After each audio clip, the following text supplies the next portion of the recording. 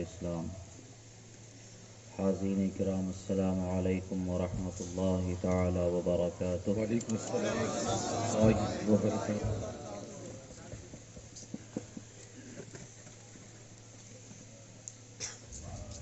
الحمد للہ الحمد للہ الذی فتح لأولیائہ ابواب الوسائل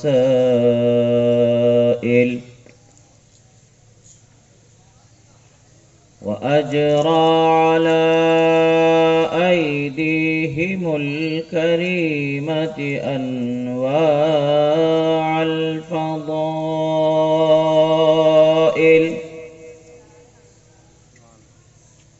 فمن اقتدى بهم نال من الله سبحانه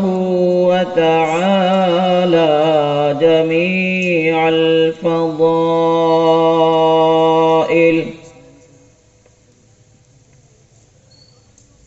ومن حاد عن طريقهم انتكس وصار من أهل الرذائل،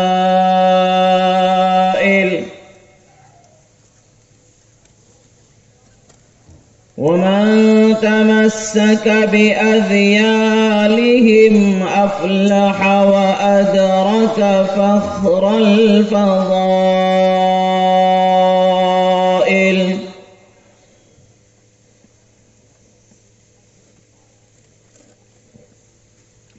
والصلاة والسلام على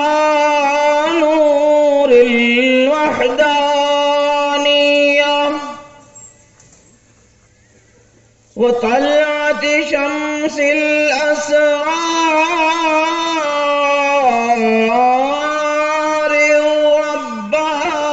الربانية وبهجة قمر الحقائق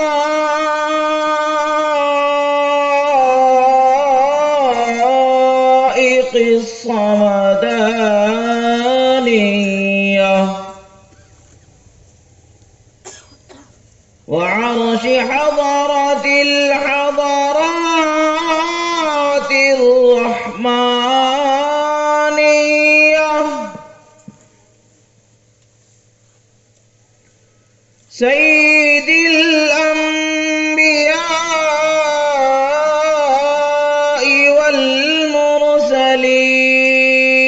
والمرسلين،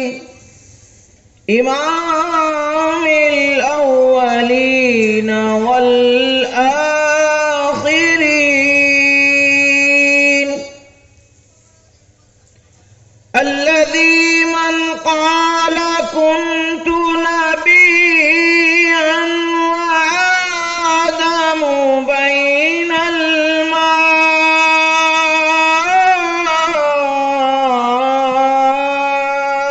والطين،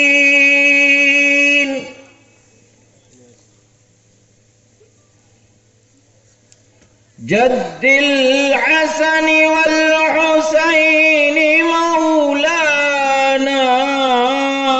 ومولى الثقلين،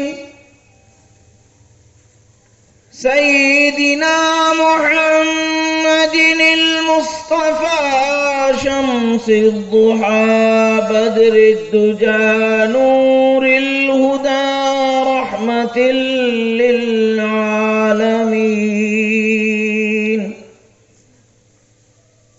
وعلى آله الطيبين الطاهرين وأصحابه المرضين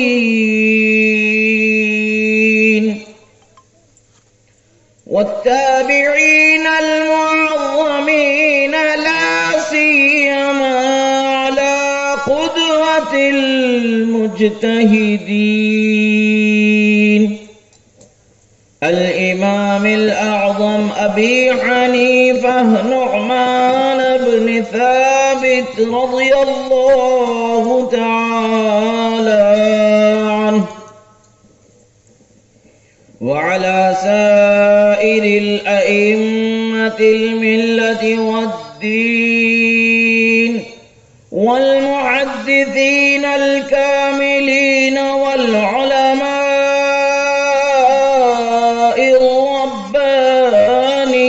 الربانيين والأولياء الكاملين الواصلين إلى رب العالمين،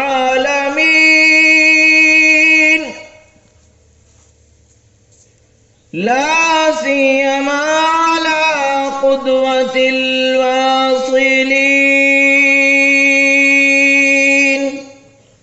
إمام المشتاقين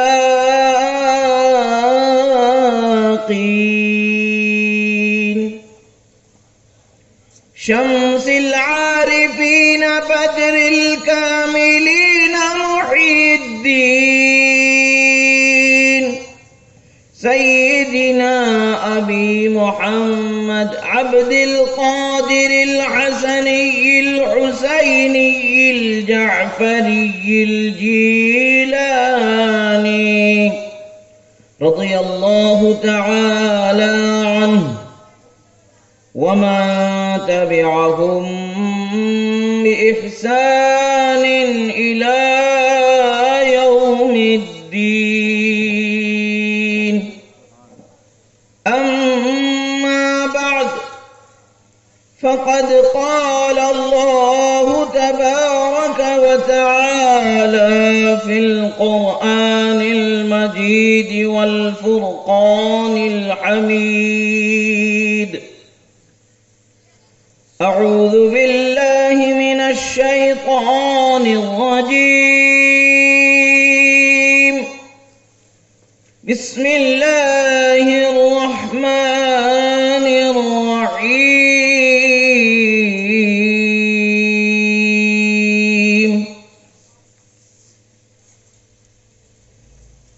يا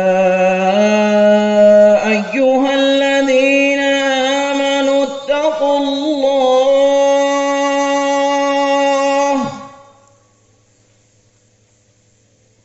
وكونوا مع الصادقين.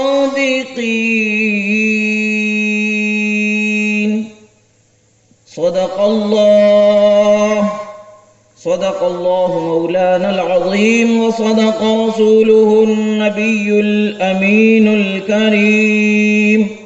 ونحن على ذلك لمن الشاهدين والشاكرين، والحمد لله رب العالمين. غوث اعظم بمنی بی سرو ساما مددے، قبلہ دین مددے، کعبہ ایمان مددے. امداد کن از بند غم آزاد کن، در دین و دنیا شاد کن یا غوث اعظم دستگیر. المدد شیئا للہ، المدد شیئا للہ، المدد شیئا للہ. قادریم نعرہ یا غوث اعظم میزنم، قادریم نعرہ یا غوث اعظم میزنم. دمز شاہ اسد اللہ قطب عالم میزنم. ایک مرتبہ درود شریف پڑھیں. اللہم صلی علی سیدنا نبینا مولانا محمد صلاة دائمة بدوام ملک اللہ وعلی آلہ واصحابہ اجمعین. ایک مرتبہ اور عقیدت و محبت کے ساتھ نبی اور آل نبی پر درود شریف پڑھیں. اللہم صلی علی سیدنا نبینا مولانا محمد عدد ما فی علم اللہ صلاة دائمة بدوام ملک اللہ وعلی آلہ واصحابہ اجمعین. اللہ رب العزت کا بے پناہ شکر احسان ہے کہ اللہ رب العزت نے ہمیں اس کے محبوب بندوں کے ذکر سننے سنانے کا موقع نصیب فرمایا. اور ایسی محفل جہاں بھی سجائی جائے جس میں اس کے محبوب بندوں کا ذکر کیا جائے، اللہ کے رسول صلی اللہ تعالیٰ علیہ وسلم کا فرمان عالی شان ہے کہ عند ذکر الصالحین تنزل الرحمہ، فرمایا گیا کہ جہاں اللہ کے نیک بندوں کا ذکر ہوتا ہے، جہاں اللہ کے ولیوں کا ذکر ہوتا ہے، وہاں رحمتوں کا نزول ہوتا ہے۔ رحمت کے نزول کے لیے ہمیں کوئی اور محنت کرنے کی ضرورت نہیں ہے، صرف اللہ کے پیاروں کا ذکر شروع کر دینا ہے۔ جہاں اللہ کے پیاروں کا ذکر ہوگا وہاں رحمتوں کا نزول ہوگا، اور جہاں رحمتوں کا نزول ہوگا وہاں ہر بلا کو خدا دور فرما دے۔ اور آج بھی ہمارے ملک کے حالات جو پریشانیوں سے ہم گزر رہے ہیں، اس کا سبب یہی ہے کہ ہم نے ذکر صالحین کے طریقے کو کم کر دیا۔ ہم اگر ذکر صالحین کو بڑھاتے چلے جائیں تو حال یہ ہوگا کہ کل بھی ہندوستان خواجہ کا تھا، آج بھی ہندوستان خواجہ کا ہے، کل قیامت تک خواجہ کا ہی ہوگا۔ اس لیے کہ ہمارے اور آپ کے چننے سے کسی کو بادشاہ بنا لیا جانا ایک بڑی آسان سی بات ہوتی ہے، ہمارے اور آپ کے چنے جانے سے کوئی فرما روا بن جانا الگ بات ہے۔ خدا نے جس کو کائنات کا فرما روا بنا کر کے بھیجا، خدا نے جس کو کائنات پر حکم چلانے والا بنا کر کے بھیجا، خدا جس کے زبان کو کن عطا فرمایا، وہ جو فرما دے اسی کو فیصلہ فرما دے، وہ نبی رحمت سراپا نور مجسم صلی اللہ تعالی علیہ وسلم نے خواجہ پاک کو سلطان الہند بنایا۔ ہمارے اور آپ کے چن لینے سے بنائے ہوئے بادشاہ نہیں ہیں، بلکہ خدا نے جسے بادشاہ بنا کر کے پیدا فرمایا ہے، اس بادشاہ کے بنائے ہوئے بادشاہ ہندوستان کے خواجہ۔ فرق صرف اتنا ہے کہ کل ہماری محبت میں، ہمارے ذکر میں خلوص تھا، اور آج ہماری محبت میں ذکر ہم نے خلوص کو کم کر دیا ہے۔ اور اگر آج بھی وہی خلوص پیدا کر دے، اور اگر آج بھی وہی ذکر کے اندر اپنے آپ کو اسی طریقے سے مگن کر دے، تو پھر تو اقبال کا وہ شعر یاد آتا ہے کہ دشت تو دشت ہے، دریا بھی نہ چھوڑے ہم نے، بحر ظلمات میں دوڑا دیے گھوڑے ہم نے۔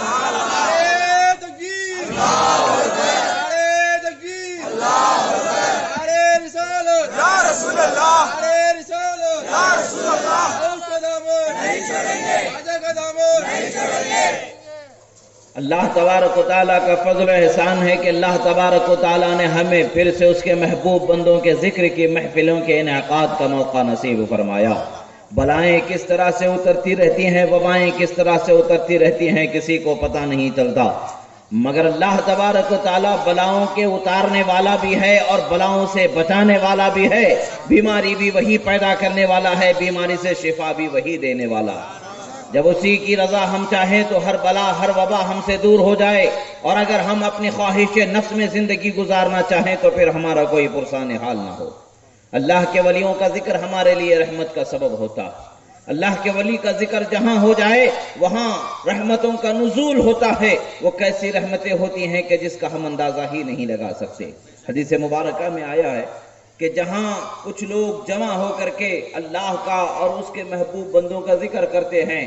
چند فرشتوں کو اللہ تبارک و تعالیٰ متعین فرمایا ہوتا ہے کہ وہ زمین کی سیر کرتے رہے، زمین گھوم گھوم کر کے دیکھتے رہو، کون سو رہا ہے کون جاگ رہا ہے، سب کے حال و اطوار کا اندازہ لگاتے رہو، سب کے کیفیات کا ملاحظہ کرتے رہو، مگر جہاں کہیں بھی میرا اور میرے پیاروں کا ذکر ہو رہا ہے اس محفل میں جمع ہو جاؤ۔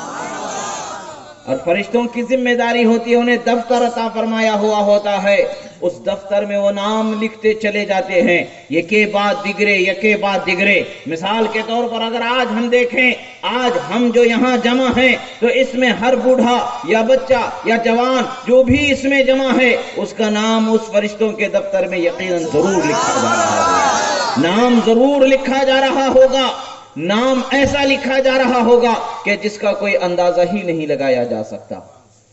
نام وہ خدا کی بارگاہ میں پیش کیا جانے والا، نام وہ کہ جس کا استفسار خدا خود فرمائے گا کہ کیا معاملہ ان کا، کیوں ان کے نام لکھ کر کے میرے سامنے لائے گیا ہے۔ اللہ تبارک و تعالیٰ خود فرشتوں سے پوچھے گا، اور ہم میں بہت حاضر ہیں، ہمارے نام لکھے گئے، مگر کچھ ایسے بھی ہوں گے کہ جو اس میں حاضر نہیں، جن کے نام لکھے نہ گئے ہوں، جو اپنے گھروں میں ہوں یا اپنی کسی دوسری ضرورت میں ہو یا ہو سکتا ہے کبھی کبھی دور محفل سے ہٹ کر کے بیٹھے اس کا انتظار کرتے رہتے ہیں کہ دیکھے آگے کیا ہوتا ہے۔ ذکر کی رحمت کی برکتوں کے نزول میں خود کو جمانا وہ میسر انہیں نہیں ہوتا ہے، اور اس کی رحمتوں اور برکتوں سے اپنے آپ کو مالا مال کرنا میسر انہیں نہیں ہوتا ہے۔ شیطان جیسے ہوتا، شیطان بھی دیکھتا رہتا ہے، جہاں کہیں اللہ اور اس کے رسول کا ذکر ہو رہا ہوتا ہے شیطان دیکھ رہا ہوتا ہے، کوشش کر رہا ہوتا ہے کہ کسی طریقے سے کسی کو بھٹکا دیا جائے، کسی طریقے سے روک دیا جائے، کسی طریقے سے نکال لیا جائے۔ اس کا پورے کا پورا خیال یہی ہوتا ہے کہ اس محفل کی برکتوں سے کیسے کسی کو دور کر دیا جائے۔ ہوتے ہیں جیسے رسول اللہ صلی اللہ تعالی علیہ وسلم کے ولادت کا وقت آیا، ساری کائنات خوشیاں منا رہی ہے، ساری کائنات خوشیوں میں ہے، اور شیطان رو رہا ہے، شیطان رو رہا ہے، ایسے رو رہا ہے کہ جیسے دھاڑے مار مار کر کے رونا چاہیے۔ شیطان سے پوچھا گیا کہ بھئی آخر اس سے پہلے بھی کبھی تو رویا ہے، اس کے بعد بھی کبھی روئے گا؟ شیطان کے متعلق ہے کہ صرف اس نے 2 مرتبہ رویا، ایک مرتبہ جب اسے جنت سے نکال دیا گیا تھا، اور ایک مرتبہ جب رحمت عالم کو پیدا فرما دیا، اس لیے کہ اس کی رہی صحیح آس اور رہے صحیح امید سب پر پانی پھر گیا۔ رحمت عالم کا دنیا میں آنا خدا نے مقرر فرما دیا۔ رسول اللہ صلی اللہ تعالی علیہ وسلم کی آمد جس طرح سے اسے ناگوار گزری، جس طرح سے اللہ اور اس کے رسول کا ذکر کیا جانا اسے ناگوار گزرتا ہے، اسی طریقے سے کچھ لوگوں کے فکر و خیال میں اس چیز کو بسا دیا جاتا ہے کہ وہ ذکر خدا وہ ذکر رسول سے دور ہو جائیں۔ یہی وجہ ہے کہ آج ہم رحمتوں سے دور ہیں، برکتوں سے دور ہیں۔ اللہ کے رسول صلی اللہ تعالی علیہ وسلم کے فرمان کی روشنی میں جب ملائکہ جمع ہوتے ہیں، دیکھتے ہیں وہ سیاحین فی الارض کہا گیا، یعنی وہ زمین پر اڑتے ہوئے گھومتے رہتے ہیں، دیکھتے رہتے ہیں کہ کون کہاں کس جگہ پر کوئی مجلس جمع ہوئی ہے، کون بیٹھے ہوئے ہیں، کون خدا و رسول کا اور اس کے پیاروں کا ذکر کر رہے ہیں۔ جب انہیں کہیں وہ محفل نظر آ جاتی ہے، جب کہیں انہیں وہ ذکر سننے کو مل جاتا ہے، وہ اپنے سیر کو روک دیتے ہیں، اس جگہ پر خود بھی ادب و احترام سے جمع ہو جاتے ہیں، اور ہر بیٹھے ہوئے کو، ہر آنے والے کو نگاہوں میں بسائے ہوتے ہیں، اور ایک ایک کا نام اس دفتر میں لکھتے چلے جاتے ہیں۔ جب مجلس تمام ہو جاتی ہے، وہ محفل برخاست ہو جاتی ہے، جب وہ سارے لوگ اپنے اپنے گھروں کو لوٹ جاتے ہیں، فرشتے بھی اللہ رب العزت کی بارگاہ میں لوٹ جاتے ہیں، اور اللہ تبارک و تعالیٰ پوچھتا ہے، اے میرے فرشتوں بتاؤ تم کہاں سے یہاں تشریف لا رہے ہو، کس جگہ سے تمہارا آنا ہو رہا ہے، اور کیا معاملہ تمہارا ہے جو مجھے سنانے کو یہاں تشریف لائے۔ سوال یہاں پر یہ پیدا ہوتا ہے، رب العالمین تو سب کچھ جاننے والا ہے، خدا تو سب کچھ جاننے والا ہے، سب کچھ جانتے ہوئے خدا نے کیوں سوال فرمایا ہے؟ یہی ہمارا سوال ہے جب ہم بیان کرتے ہیں کہ آقا صلی اللہ تعالی علیہ وسلم معراج کی شب میں سیر فرما رہے تھے، کبھی جنت کا سفر فرما رہے ہیں، کبھی دنیا کا سفر فرما رہے ہیں، کبھی آسمانوں کا سفر فرما رہے ہیں، کبھی سدرۃ المنتہا، اور اس کے علاوہ خدا جانے کہاں کہاں تک خدا نے انہیں پہنچایا ہے۔ مگر راستے میں روایتوں میں آتا ہے کہ بار بار حضرت جبرائیل امین علیہ السلام سے رسول اللہ صلی اللہ تعالی علیہ وسلم نے سوال فرمایا، اے جبرائیل یہ کیا معاملہ ہے، اے جبرائیل یہ کیا معاملہ ہے؟ تو جب ہم یہ بیان کرتے ہیں تو سوال کرنے والے کرتے ہیں کہ نبی کو کچھ پتہ نہیں تھا تبھی تو سوال کر رہے ہیں، نبی کچھ جانتے ہی نہیں ہیں تبھی سوال کر رہے ہیں۔ ہم اہل سنت کا یہی عقیدہ ہے کہ اللہ تبارک و تعالیٰ نے اس کے حبیب کو عالم ما کان و ما یکون بنا کر کے پیدا فرمایا ہے، وہ سارے علوم عطا فرما دیے ہیں جو سب کو عطا نہیں کیے گئے ہیں۔ اللہ نے فرمایا وعلمک ما لم تکن تعلم، اور اے حبیب ہم نے آپ کو وہ سارے علوم عطا فرما دیے جو کسی کو دیے نہیں گئے اور آپ اس سے پہلے جانتے نہیں تھے۔ یعنی اللہ تبارک و تعالیٰ نے اس کے حبیب کو علم عطا فرمایا، اور اللہ فرماتا ہے اپنے غیب کے علم کو کسی پر ظاہر نہیں فرماتا سوائے اپنے پسندیدہ رسول کے۔ قرآن کا اعلان ہے کہ اللہ کا فرمان ہے کہ اللہ نے نبی کو علم غیب عطا فرما دیا۔ جب ہم یہ کہتے ہیں تو جب نبی کو علم غیب تھا تو سوال کیوں فرما رہے تھے؟ انہیں پہلے سے معلوم ہونا چاہیے تھا۔ عقل کے اندھو خدا بھی تو سوال فرما رہا ہے، فرشتوں سے خدا بھی تو پوچھ رہا ہے کہ میرے فرشتوں کہاں سے آئے ہو، جبکہ فرشتوں کی یہ ذمہ داری خدا نے ہی مقرر فرمائی ہے۔ خدا کے حکم سے ہی انہیں جانا ہے، خدا کے حکم سے ہی انہیں زمین کی سیر کرنا ہے، جہاں کہیں ذکر کی محفل ملے وہاں جمع ہو جانا ہے، وہاں رک جانا ہے، مجلس میں آنے والوں کے نام لکھ کر کے خدا کی بارگاہ میں پیش کرنا ہے۔ ان کا کام ہی وہی ہے، خدا کو پتا ہے، معلوم ہے، مگر اس کا ہرگز یہ مطلب نہیں کہ سوال کرنے والا ہمیشہ بے علم ہوتا ہے، یہ سوال کرنے کا مطلب نہیں ہوتا ہے، بلکہ کبھی کبھی جس چیز کا سوال کیا جا رہا ہے اس کی اہمیت کو بڑھانے کے لیے سوال کیا جاتا ہے، اس کی عظمت کو بڑھانے کے لیے سوال کیا جاتا ہے، یا اس کے خصوصیت کو دکھانے کے لیے سوال کیا جاتا ہے۔ اسی طریقے سے رسول اللہ نے بھی سوال فرمایا تھا، ورنہ تو رسول اللہ صلی اللہ تعالی علیہ وسلم کے شہزادے جب غوث اعظم کی یہ شان ہے، نظرت الی بلاد اللہ جمال کا خردلۃ علی حکم اتصالی، میں ہتھیلی میں رائی کا دانہ جیسے دیکھتا ہوں ویسے اللہ کے شہروں کو دیکھتا ہوں۔ جب غوث اعظم کے دیکھنے کا یہ عالم ہے تو پھر حضرت امام حسین کے دیکھنے کا عالم کیا ہوگا، پھر حضرت امام حسن کے دیکھنے کا کیا عالم ہوگا، اور پھر باب مدینۃ العلم مولا المسلمین والمسلمات حیدر کرار کے دیکھنے کا عالم کیا ہوگا۔ جب ان کے دیکھنے کا ہم اندازہ نہیں لگا سکتے تو سراپا رحمت عالم، سراپا رحمت جنہیں بنا کر کے، سراپا عظمت جنہیں بنا کر کے، سراپا معجزہ جنہیں بنا کر کے رب تعالیٰ نے مبعوث فرمایا، وہ رحمت عالم صلی اللہ تعالیٰ علیہ وسلم کے دیکھنے کا کیا حال ہوگا۔ امت کے ادنا سے ولی کے دیکھنے کی جب بات آ جاتی ہے تو اللہ رب العزت فرماتا ہے کہ اے لوگوں سنو، جب کوئی میرا ولی ہوتا ہے تو اس کے آنکھوں پر نہ جانا، عام آنکھیں دیکھ کر کے یہ نہ سمجھ لینا کہ اسے نظر نہیں آ رہا ہے، بلکہ جان لو کہ ان کی آنکھوں میں دیکھنے کی جو طاقت ہوتی ہے وہ میرے نور کے سرایت کرنے سے ہو جاتی ہے۔ اور اللہ کے رسول فرماتے ہیں اتقوا فراست المومن فإنه ينظر بنور اللہ، اللہ کے مومن بندے ولی کی نظر فراست سے بچو کہ وہ اللہ کے نور سے دیکھ لیتا ہے۔ یہ حدیث پر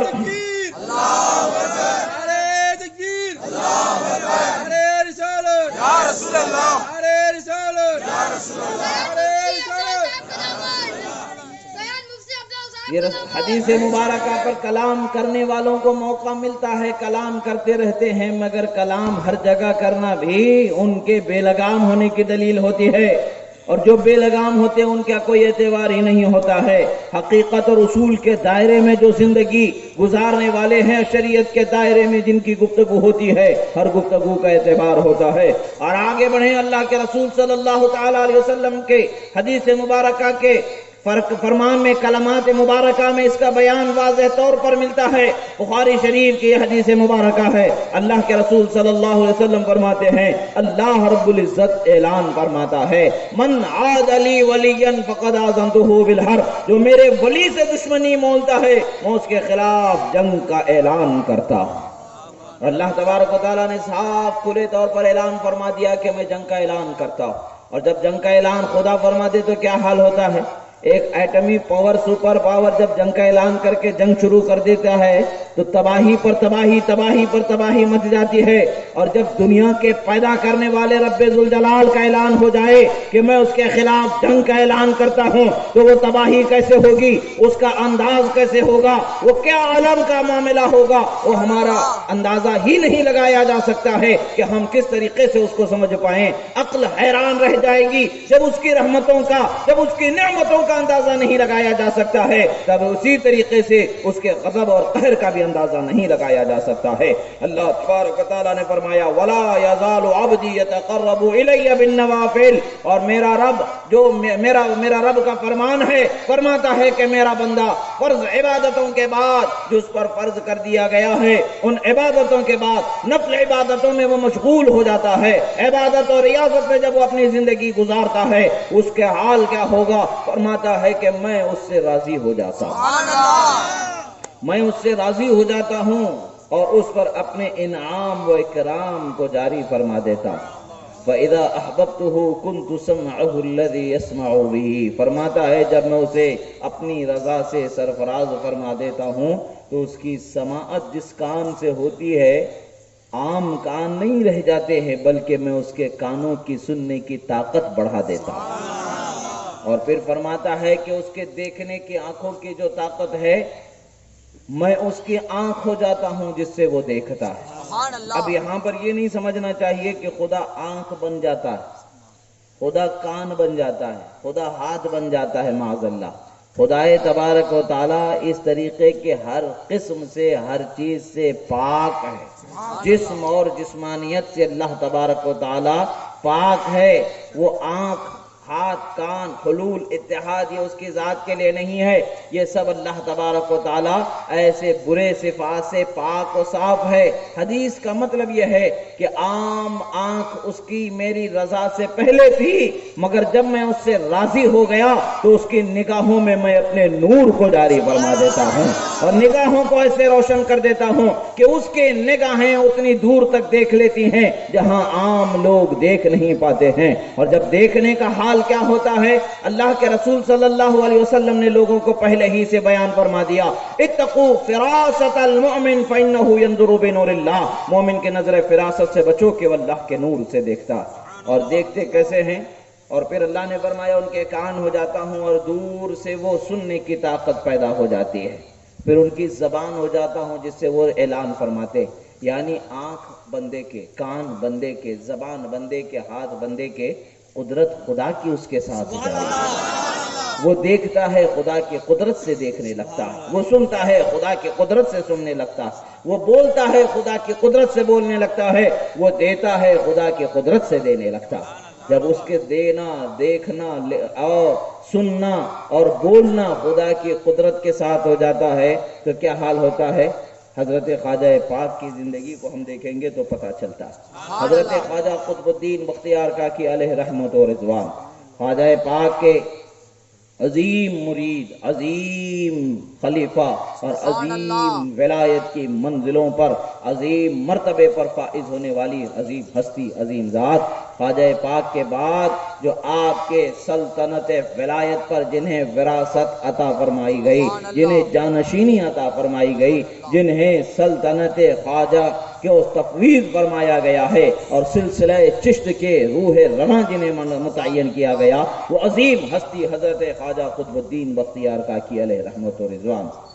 خواجہ پاک اجمیر میں تشریف فرما ہیں اور حضرت خواجہ قطب الدین بختیار کاکی دلی کی سرزمین پر دین کی تبلیغ و نشر و اشاعت میں اپنی ذمہ داری کو پوری فرما رہے ہیں۔ ادھر خواجہ نے رسول اللہ کے حکم سے انہیں دلی کی سلطنت اور دلی کے قطبیت کبریٰ انہیں عطا فرما کر کے بھیج دیا۔ جب وہ دلی کی سرزمین پر اپنی خدمات کو پورے فرما رہے ہیں کہ بادشاہ ان کا بڑا معتقد تھا، بادشاہ ان کا مرید تھا اور بڑا معتقد تھا، بڑے ادب و احترام کے ساتھ ان کے ساتھ پیش آیا کرتا تھا۔ جب بادشاہ کسی سے چاہت کرنے لگتا ہے یا فرما رواج کسی کے عقیدت مندوں میں اپنے آپ کو شمار کرنے لگتا ہے تو رعایا میں بہت سارے لوگ ایسے ہوتے ہیں جن کے سینوں میں ہلچل پیدا ہو جاتی ہے، دل و دماغ کے اندر تخیلات کے ایسی حکومت شیطانی بسنے لگتی ہے کہ وہ برے خیال میں، برے ارادوں میں، ناپاک خیالات میں جھوٹے باتوں کو اٹھانا شروع کرتے چلے جاتے ہیں۔ یہ زمانے کا رواج ہے، زمانے کا معمول ہے، تہمت لگانا زمانے کی ایک عادت ہو جاتی ہے۔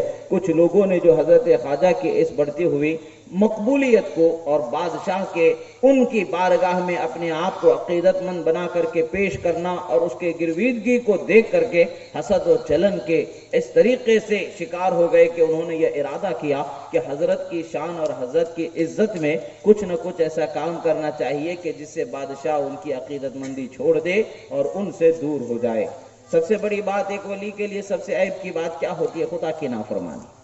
اللہ کا ولی خدا کا نافرمان نہیں ہوتا، اللہ کا ولی خدا کا نافرمان نہیں ہوتا ہے۔ ولی کو خدا کا نافرمان بنا کر کے لوگوں کے سامنے پیش کر دو، لوگوں کے دلوں سے اس کی عزت اور محبت اور اس کی حرمت ختم ہو جائے گی۔ لوگوں نے یہی سوچا اور ایک حاملہ عورت کو پکڑ کر کے پیسے دے کر کے اسے سمجھایا، بھلایا، بہلا پھسلا کر کے اسے لے کر کے آیا کہ اسے بتانا ہے کہ بادشاہ کے سامنے جا کر کے یہ بتانا ہے کہ معاذ اللہ حضرت خواجہ قطب الدین بختیار کاکی نے میرے کو یہ چیز میرے ساتھ انہوں نے زبردستی کی، معاذ اللہ میرے ساتھ انہوں نے برائی کی اور اس برائی کا یہ نتیجہ ہے کہ میں آج حاملہ ہوں۔ یہ اس نے ارادہ بنایا اور بادشاہ کے پاس جا کر کے کہنے کے لیے تیار ہو گئے۔ پیسوں پہ بکنے والے تو زمانے میں رہے ہیں، ہر زمانے میں پیسے پہ بکنے والے تو رہے ہیں اور انہیں یہ شعور و احساس بھی نہیں ہوتا کہ حال کیا ہے، کل قیامت میں ہمیں رب تعالیٰ کے بارگاہ میں کیا جواب دینا ہے۔ معاملہ یہ طے ہو گیا کہ بادشاہ کے سامنے کرنا ہے، اور بادشاہ اکثر حضرت کے خدمت میں فجر بعد حاضر ہوا کرتا تھا اور آپ کے ساتھ وہ گفتگو فرمایا کرتا تھا، اور وظائف کے معمولات کے فراغت کے بعد حضرت سے کچھ وقت وہ نصیحت لیا کرتا تھا اور ان سے فیض کو حاصل کیا کرتا تھا۔ اس کے معمول کے مطابق ایک مرتبہ وہ حضرت کی بارگاہ میں اسی طریقے سے بیٹھا ہوا ہے اور حضرت کے خدمت میں بیٹھ کر کے ان کے کلمات مبارکہ سے نصیحت حاصل کر رہا ہے کہ اچانک وہ خاتون وہاں آ جاتی ہے اور آنے کے بعد بادشاہ سے فریاد کرتی ہے۔ دربار میں تو عام لوگ جا نہیں سکتے ہیں، پہرے دار روک لیتے ہیں، مگر وہ درباری جس کو روک لیتے ہیں وہ بادشاہ کا محل ہوا کرتا ہے، اور فقیر کی خانقاہ پر جب کوئی آتا ہے تو وہاں نہ روکنے والا ہوتا ہے، نہ وہاں کوئی حکومت کرنے والا دربان ہوتا ہے کہ جسے وقت لینا ہوتا ہے۔ وہ تو اللہ والے ہوتے ہیں، ان کے پاس آنے والے درد مند کے لیے ہمیشہ دروازہ کھلا وہ کشادہ ہی رہتا ہے۔ بادشاہ آ جائے تب بھی دروازہ کھلا ہے، فقیر آ جائے تب بھی دروازہ کھلا ہے۔ بادشاہ وہاں ہے تو کوئی دوسرا آ نہیں سکتا، یہ قانون بھی بادشاہ وہاں لگا نہیں سکتا ہے۔ وہ شان، وہ عظمت اللہ کے ولیوں کو اللہ تعالیٰ نے عطا فرمایا ہے، ان کا روب اور ان کا دبدبہ، ان کی ہیبت ان پر طاری رہتی ہے۔ یہی حال ہوا کہ اس خاتون کو آسان ہوا جانا وہیں جہاں بادشاہ بیٹھا حضرت کی خدمت میں ہے، خانقاہ ہی میں پہنچ گئی اور کہتی ہے کہ بادشاہ جس کے تم عقیدت مند بنے بیٹھے ہو یہی وہ ظالم انسان ہے معاذ اللہ کے جس نے میرے ساتھ زیادتی کی اور مجھے حاملہ کر دیا معاذ اللہ۔ میں ان کے لیے حلال نہیں تھی، میں ان کے لیے حرام تھی معاذ اللہ، یعنی زنا کی تہمت لگائی۔ اور سوچے کہ انسان وہ جس نے زندگی بھر خدا کی نافرمانی نہ کی ہو، جس نے جب سے نماز فرض ہوئی اس وقت سے لے کر کے اس دن تک کے ایک وقت کی بھی نماز جس نے نہ چھوڑا ہو، اور جس نے کبھی تہجد کی نماز بھی نہ چھوڑی ہو، ایسے عظیم ہستی پر جب یہ الزام لگا دیا جائے تو کیا حال ہوگا؟ سر پیروں تلے زمین کھسک جانا جو محاورہ ہوتا ہے وہ محاورہ وہاں پر سمجھ میں آ جائے گا جس پر یہ معاملہ ہوتا ہے۔ اسی حال میں مرید کیا ہوتا ہے؟ اپنے مرشد کے دروازے پر ہمیشہ لو لگائے بیٹھا رہتا ہے، اپنے مرشد کی طرف لو لگاتے ہیں، اغثنی یا سیدی، اغثنی یا سیدی، انظر بحالی، انظر بحالی یا شیخی خواجہ معین الدین اغثنی کی آپ نے صدا بلند فرمایا، اے میرے پیر و مرشد، اے میرے سردار، اے میرے رہبر، اس غلام کی خدا را خبر لیجئے، خدا را خبر لیجئے۔ زبان سے اتنا ہی نکلا ہے اور رہتے حضرت خواجہ قطب الدین دلی میں ہیں اور خواجہ غریب نواز رہتے اجمیر شریف میں ہیں۔ دیکھنے والوں نے دیکھا خانقاہ کے ایک دروازے سے خواجہ غریب نواز تشریف لا رہے ہیں اور خواجہ غریب نواز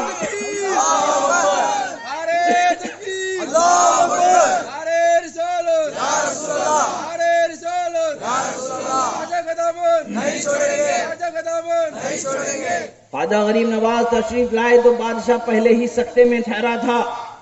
کہ اس کے مرشد اور اس کے شیخ حضرت خواجہ قطب الدین بختیار کاکی پر اتنے بڑے الزام کی جسارت کیسے اس خاتون کو ہو گئی۔ اسی حال میں حیران و پریشان ٹھہرا تھا کہ مرید نے اپنے مرشد کو تڑپ کر کے پکار لیا،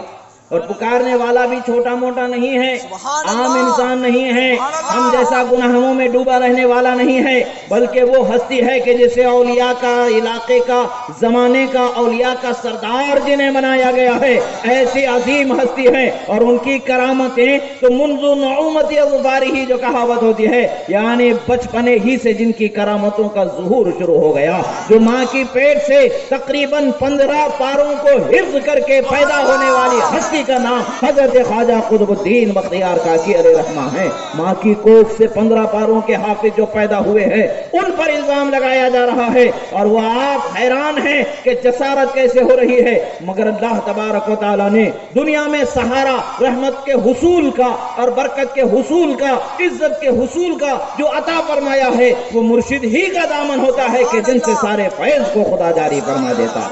حضرت خواجہ نے اپنے پیر و مرشد کو، حضرت خواجہ بختیار کاکی علیہ رحمٰن نے اپنے پیر و مرشد کو پکارا، آپ وہیں فوراً تشریف فرما ہو گئے۔ اب خیال یہ پیدا ہوتا ہے کہ بھئی بولا جاتا ہے کہ بھئی پکارنا تو صرف اللہ کے لیے ہے، ولیوں کو تو پکارا ہی نہیں جا سکتا معاذ اللہ۔ کہا جاتا ہے بھئی اللہ کے ولیوں کو پکارنا ہے تو یہ شرک ہو جاتا ہے، اللہ کو پکارو، اللہ تعالیٰ نے فرمایا یہ تو یا تو سب سے پہلے قرآن کو پڑھنا سیکھ لو، یا تو قرآن کو پڑھنا سمجھنا سیکھ لو، اور اپنی سمجھ سے نہیں سمجھنا۔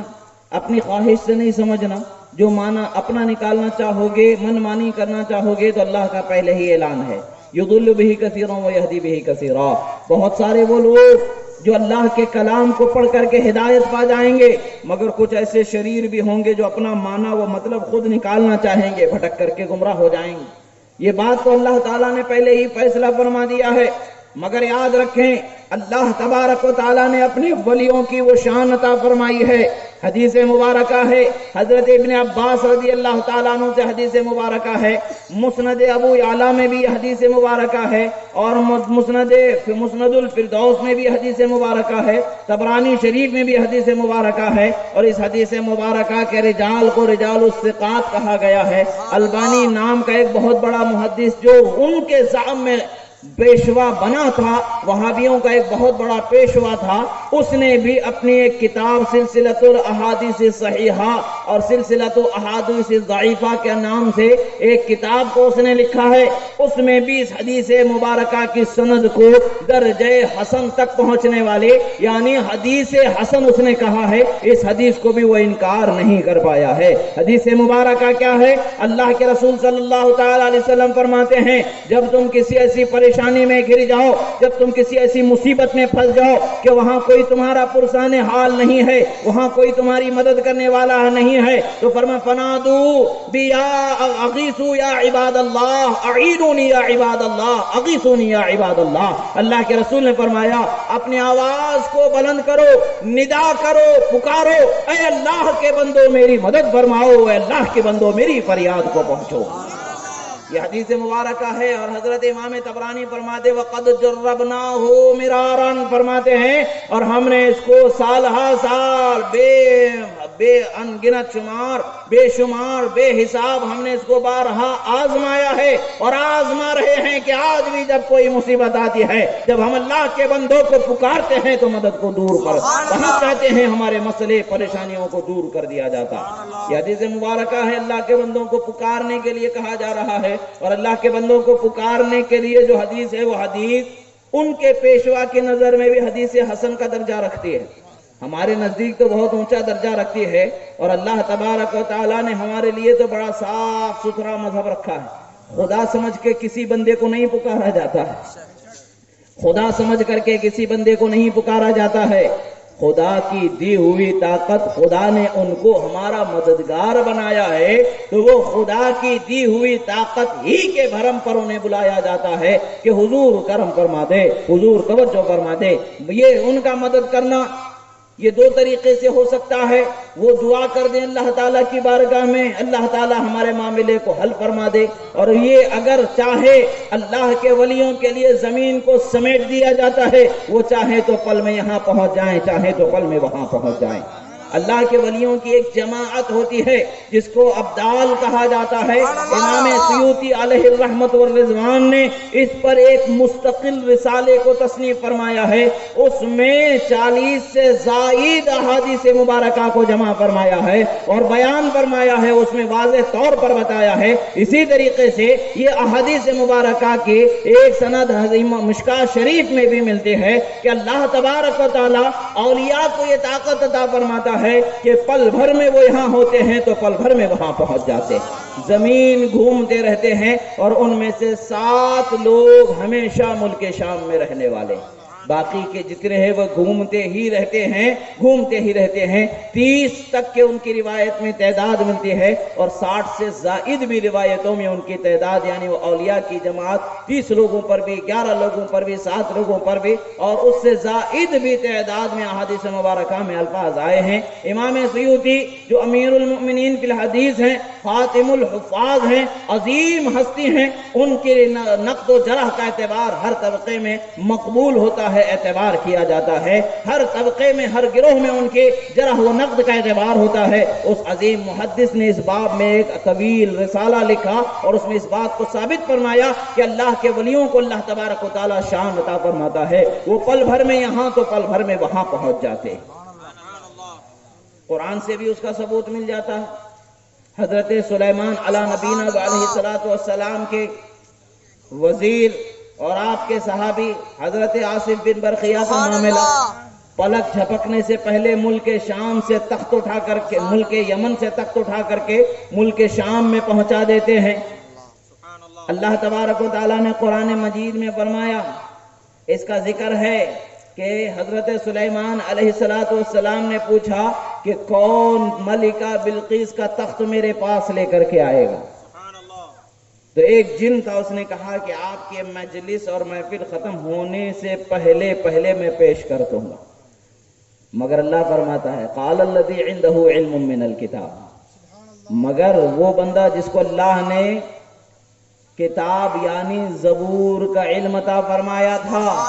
اور حضرت موسیٰ، حضرت سلیمان علیہ السلام پر جو کلام مبارکہ کو نازل فرمایا، ان تمام احکام و کلام کا علم جنہیں عطا فرمایا تھا، ایک سچے اللہ کے ولی نے کہا کہ حضور آپ اجازت فرمائیں، پلک جھپکنے سے پہلے میں اسے لا کر کے پیش کر دوں گا، اور پلک جھپکنے سے پہلے لا کر کے پیش فرما دیا۔ اللہ کے ولی کو پلک جھپکنے سے پہلے ہزاروں کلومیٹر دور جانا اور وہاں سے کسی چیز کو یہاں لا کر کے پہنچا دینا، اس کا بھی ثبوت اللہ تبارک و تعالیٰ نے قرآن مجید میں عطا فرما دیا۔ احادیث مبارکہ کی سند پر بحث کرنے والے بحث کر کے الجھانے کی کوشش کرتے ہیں، مگر اتنا یاد رکھو کہ اللہ نے قرآن کو ہر طرح سے، ہر اعتبار سے ہمارے لیے تمام علوم کو اس میں ایسے سمو دیا ہے، اس میں ایسے محفوظ فرما دیا ہے کہ ہر چیز کے لیے وہی کافی ہے۔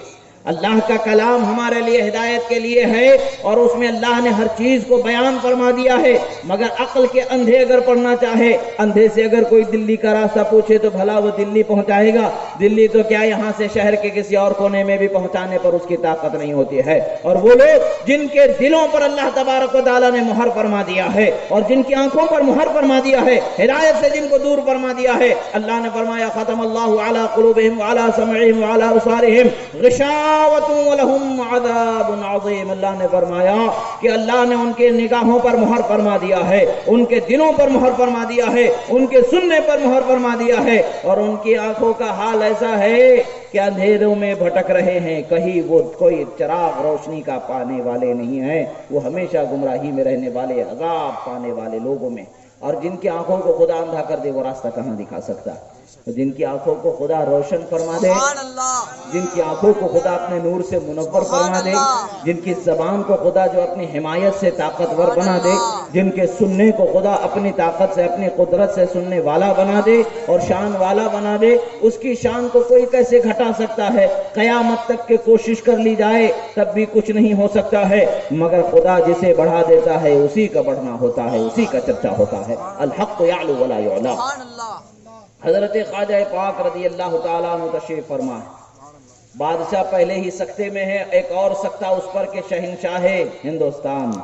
سلطان الہند، عطائے رسول، خواجہ خواجگان، خواجہ غریب نواز، جو غریبوں کو نوازنا جن کی شان، وہ بذات خود وہاں تشریف فرما ہیں۔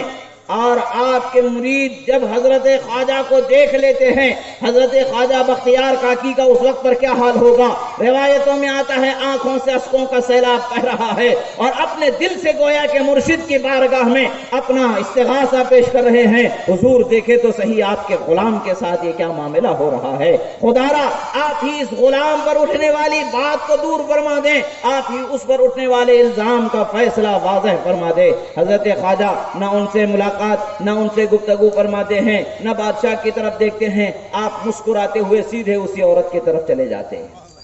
اور آپ کے ہاتھ میں عصائے مبارک ہے۔ وہ عصائے مبارک کی شان کیسی شان ہے؟ وہ عصائے مبارک ہے جو ان کے خواجگان نے ان کو عطا فرمایا۔ حضرت خواجہ عثمان ہارونی نے جو عصا عطا فرمایا، وہ عصا آپ کے ہاتھ میں ہے، اور وہ عصا کہاں سے پہنچا ہے؟ رسول اللہ صلی اللہ تعالی علیہ وسلم سے ان تک کے پہنچا ہے، یعنی ان کے ہاتھ میں جو عصا ہے وہ بھی رسول اللہ کی نسبت رکھتا ہے، اور ان کے لہو میں، جو ان کے جسم میں، رگوں میں جو لہو دوڑ رہا ہے، وہ لہو بھی ان کا رسول اللہ کی نسبت کی دلیل بنا ہوا ہے، اس لیے کہ اللہ نے انہیں انہی کی اولاد سے، انہی کی ذریت سے، انہی کی نسبت سے سرفراز عطا فرما کر کے پیدا فرمایا ہے۔ اور جن کے لہو سے اسلام آج زندہ ہے، وہ شہید کربلا امام حسین کا لہو ان کے لگوں میں دوڑ رہا ہے۔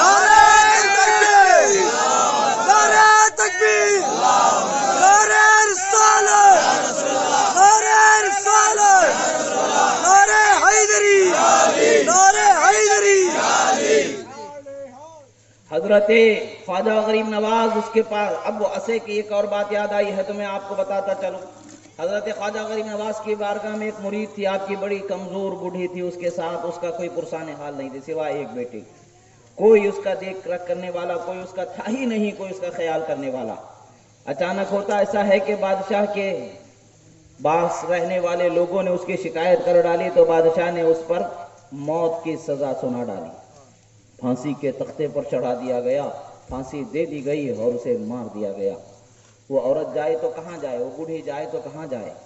وہی تو دروازہ اسے نظر آتا ہے جہاں خدا کی رحمتوں کا نزول ہے۔ ہم ان کا ذکر کرتے ہیں، رحمتوں کا نزول ہوتا ہے، تو اللہ کے بندے کیسے ہوں گے کہ جن کے ذکر پر ہمیں رحمتوں سے معمور کر دیا جاتا ہے، نور سے رحمت کے معمور کر دیا جاتا ہے، تو ان کا سراپا وجود کیسا نورانی ہوگا، کیسا بابرکت ہوگا، کیسے رحمت والا ہوگا، اس کا ہم اندازہ کیا لگائیں۔ وہ اللہ کے ولی جانتے ہیں کہ کیسے تجلیات ربانیہ کا ان پر ظہور ہوتا ہے، کیسے نزول ہوتا ہے، وہ کیفیات کیسے ہوتی ہیں۔ ولایت کے سر چشموں سے جنہیں سیرابی حاصل ہے، وہ سیراب اولیاء کے مقام کو ہم کیا جان سکتے ہیں، ہم تو قطرہ قطرہ بھی اس کا ہمیں میسر نہیں ہے۔ ایک قطرہ بھی مل جائے تو جذب کے اس عالم پر پہنچ جائیں کہ ہم خود کو فنا اور خود کو فراموش کر دیں کہ ہمیں اپنا ہی وجود باقی نہ رہے، اور ہماری زبان کیا کہے، حال کیا کہے، قال کیا کہے، اس کا کوئی تال میل ہماری نظروں سے، ہماری عقل و فراست سے دور ہو جائے۔ بہرکیف حضرت خواجہ پاک رضی اللہ تعالیٰ عنہ کی بارگاہ میں اس خاتون نے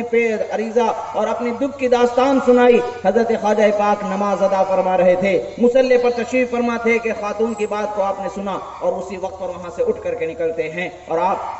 اس بچے کی لاش کے پاس پہنچتے ہیں، کچھ دیر اس کے پاس کھڑے ہو کر کے دیکھتے رہتے ہیں۔ کچھ دیر دیکھتے رہنے کے بعد میں آپ اپنے عصا مبارک، جو عصا آپ کو خواجگان شست سے، جو رسول اللہ صلی اللہ تعالیٰ علیہ وسلم کا عصا تھا، اور ایک مصلی جو رسول اللہ صلی اللہ تعالیٰ علیہ وسلم سے نسبت جس مصلی کو حاصل ہے، وہ نماز جس پر پڑھا جانا، وہ نماز پڑھے جانے والا وہ حصہ جسے ہم آج مصلی کہتے ہیں، وہ ساری چیزیں جن سے نسبت رکھتی ہیں وہ آپ کے پاس الحمدللہ پہنچی، اور آپ کے بعد وہ حضرت خواجہ بختیار کاکی علیہ رحمہ کو پہنچی، آپ کے بعد حضرت خواجہ فرید الدین کو پہنچی، آپ کے بعد حضرت خواجہ نظام الدین کو پہنچی، آپ کے بعد حضرت خواجہ نصیر الدین چراغ دہلوی کو پہنچے، اور آپ نے ان سارے تبرکات کو اپنے ساتھ قبر میں لے کر کے آرام فرما ہیں، اور دہلی کی سرزمین پر آپ آرام فرما ہیں۔ بہرحال حضرت خواجہ غریب نواز رضی اللہ تعالیٰ عنہ نے اس عصا مبارکہ کو اس بچے کی گردن پر لگایا، اور گردن پر لگانے کے بعد میں فرمایا کہ اے مظلوم، اگر تو واقعی میں مظلوم ہے، تجھ پر ظلم کیا گیا ہے، ناحق تجھے قتل کیا گیا ہے، تو خدا کے حکم سے کھڑے ہو جا۔ حضرت خواجہ کی زبان سے اتنا نکلنا تھا کہ وہ بچہ اپنے کپڑوں کو جھاڑتا ہوا کھڑے ہو جاتا ہے اور ماں کے قدموں میں گر جاتا ہے، غوث خواجہ پاک رضی اللہ تعالیٰ عنہ کے قدموں کو بوسہ دیتا ہوا ان کی بارگاہ میں شکر گزاری کا ثبوت پیش کرتا ہے۔ یعنی عصا مبارکہ کی یہ شان ہے کہ مردے کو لگا دے تو مردہ زندہ ہو جائے۔ سرکار سے نسبت رکھنے والے عصے میں جب اتنی شان ہے تو جس جسم میں ان کا خون دوڑ رہا ہے وہ سراپا رحمت والی ذات میں کتنی شان ہو۔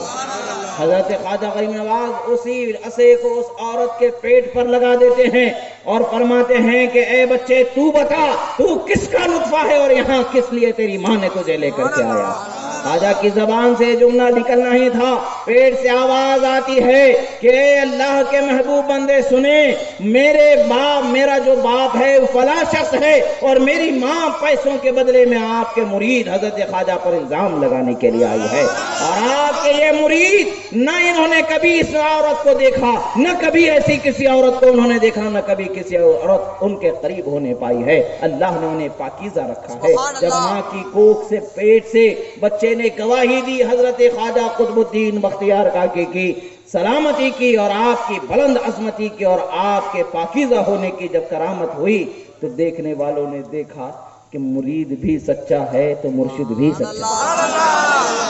اور اگر مرید سچا نہیں تو مرشد کی مدد بھی سچی نہیں ملنے والی۔ مرید کو سچا ہونا ہے تو مرشد بھی سچائی سے اس کے ساتھ میں ہوتا۔ معاملہ یہی ہوتا ہے کہ اللہ کے ولیوں کو خدا یہ شان عطا فرماتا، خدا کے دینے سے ان کی یہ شان ہوتی۔ جیسے حضرت سلیمان علیہ السلام نے ہزاروں میل کے دور پر آپ کے بہت عظیم بارگاہ میں رہنے والے آپ کے عظیم صحابی حضرت آصف بن برخیہ کے واقعے، قرآن مجید سے اس کا ثبوت ہے، اس واقعے کا تو انکار ہی نہیں کر سکتے۔ پل بھر میں ہزاروں میل دور سے تخت کو خود پیش فرما دیا، میں لا کر کے دوں گا۔ یہ قرآن کے الفاظ ہیں۔ حضرت آصف بن برقیہ نے کیا کہا تھا؟ میں لا کر کے دوں گا، اور پلک جھپکنے سے پہلے لا لیا۔ میں آپ کی بارگاہ میں اسے میں خود لے کر کے آؤں۔ اب اس سے یہ نہیں سمجھ سکتے کہ حضرت سلیمان علیہ السلام کی طاقت کم تھی، معاذ اللہ۔ ان کی کرامت در حقیقت ان کا معجزہ ہی تھی جو ان کی کرامت تھی۔ اسی طریقے سے کسی بھی پیغمبر کے امت کے کسی بھی ولی کی کرامت اس امت کے پیغمبر کا حقیقت میں معجزہ ہوتی ہے، اور آخری جو ہمارے پیغمبر محمد عربی صلی اللہ علیہ وسلم ہیں، آپ کی امت کے ہر ولی کی کرامت حقیقت میں آپ کا ہی معجزہ ہوتی ہے۔ حضرت خواجہ غریب نواز رضی اللہ تعالیٰ عنہ کو جب آپ کے مرید صادق نے، آپ کے جانشین و خلیفہ نے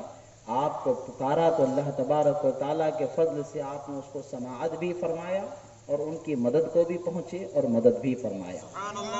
یہ معاملہ ہوتا ہے اللہ کے ولیوں کی شان والا، اور اللہ تبارک و تعالیٰ نے انہیں کیسے سننے کی طاقت عطا فرمائی اور کیسے عطا کرنے کی طاقت عطا فرمائی کہ عقل حیران ہے۔ بولتے کہ بات سمجھ میں نہیں آتی کیسے ہوا ہوگا، جو سمجھ میں نہ آئے اسی کو تو کرامت کہتے ہیں۔ اگر سمجھ میں آ جاتی تو پھر کرامت کیوں ہوتی؟ کرامت وہی ہے جو انسان عقل سے اس کو سمجھ نہ سکے، پکڑ نہ سکے، پرکھ نہ سکے، جان نہ سکے، اور اس سے بھی بڑی چیز معجزہ ہوتی ہے۔ بس فرق اتنا ہوتا ہے کہ معجزہ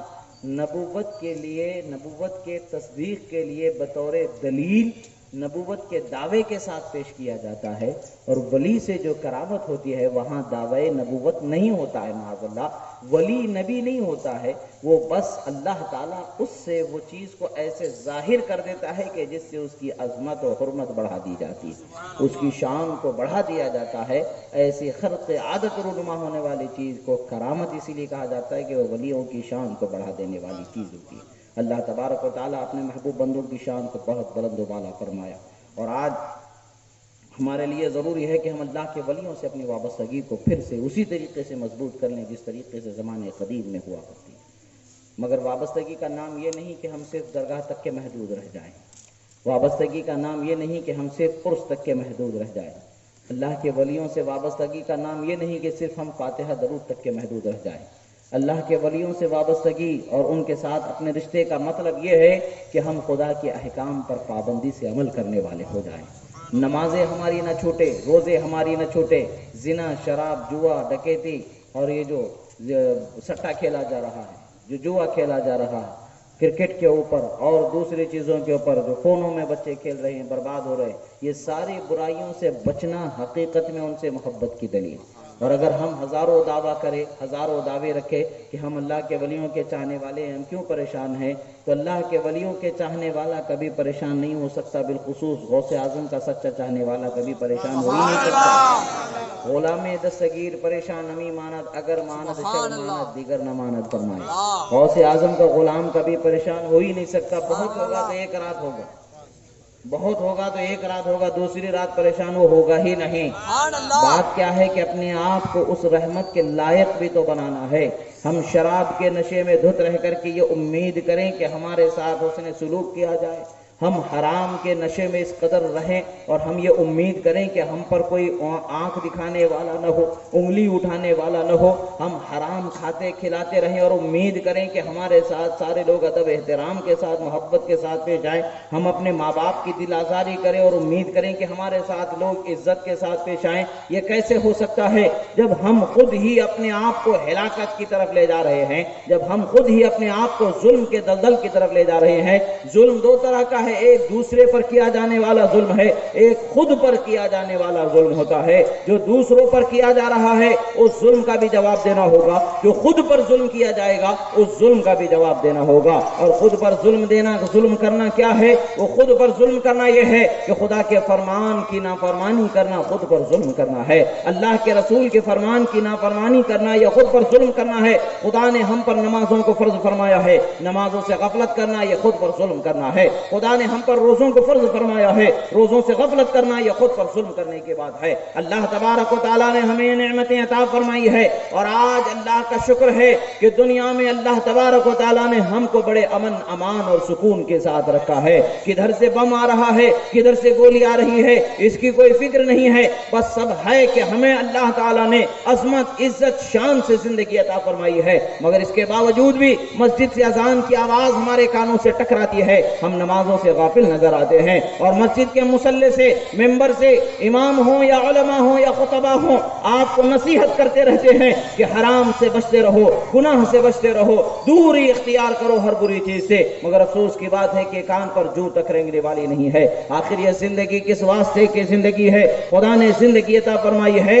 تو اللہ کے ولیوں سے محبت ضرور ہونی چاہیے۔ محبت کا یہ مطلب نہیں کہ نمازوں سے غفلت ہو جائے، میں تو ان سے محبت کرنے والا ہوں، اب مجھے نماز پڑھنے کی ضرورت نہیں ہے، ایسا سوچنے والا بھی ہلاکت کے دہانے پر پہنچ چکا ہوتا ہے۔ نماز سے غفلت اللہ کے ولیوں سے کبھی بھی رحمت کا طلبگار بننے کے لیے اس کو مدد نہیں دے سکتی ہے، بلکہ نمازوں کی پابندی کرنے کے بعد بھی اگر آپ کے لیے دروازوں پر آپ کے لیے کچھ وقت برکت کے باقی رہ گئے ہیں، تب آپ اللہ کے ولیوں کے دروازے پر اپنے دامن کو پھیلاتے ہیں، ان کا وسیلہ لے کر کے رب تعالیٰ کی بارگاہ میں مانگتے ہیں، تب یقیناً اللہ تبارک و تعالیٰ نعمتوں سے مالا مال فرما دے گا۔ مگر خدا کے رسول کی نافرمانی کرنے والا کسی اللہ کے ولی کو کیسے محبوب ہو سکتا ہے؟ خدا کی نافرمانی کرنے والا کیسا اللہ کے ولیوں کو محبوب ہو سکتا ہے؟ جب وہ ان کا محبوب ہوگا ہی نہیں تو اس کے حق میں سفارش کیا جانا یہ بھی نہیں ہو سکتا ہے۔ اور یاد رکھے، ہم تو اس حسین کے ماننے والے ہیں جنہوں نے کربلا کے میدان میں بھی نماز ادا کر کے ہمیں بتا دیا کہ لوگوں، خدا کے دین کی، خدا کے احکام کی پابندی تیر کے ڈر سے نہیں چھوڑی جاتی ہے، تلوار کے ڈر سے نہیں چھوڑی جاتی ہے، جسم کے اعضاء کٹ جانے کے ڈر سے نہیں چھوڑی جاتی ہے، مگر حقیقت کی بات تو بتا دیا۔ لذت عبادت، شوق عبادت تو تب ہے کہ سجدے میں سر تمہارا رہے، تن سر سے جدا ہو جائے، یہ تو لذت عبادت حقیقت میں ہے۔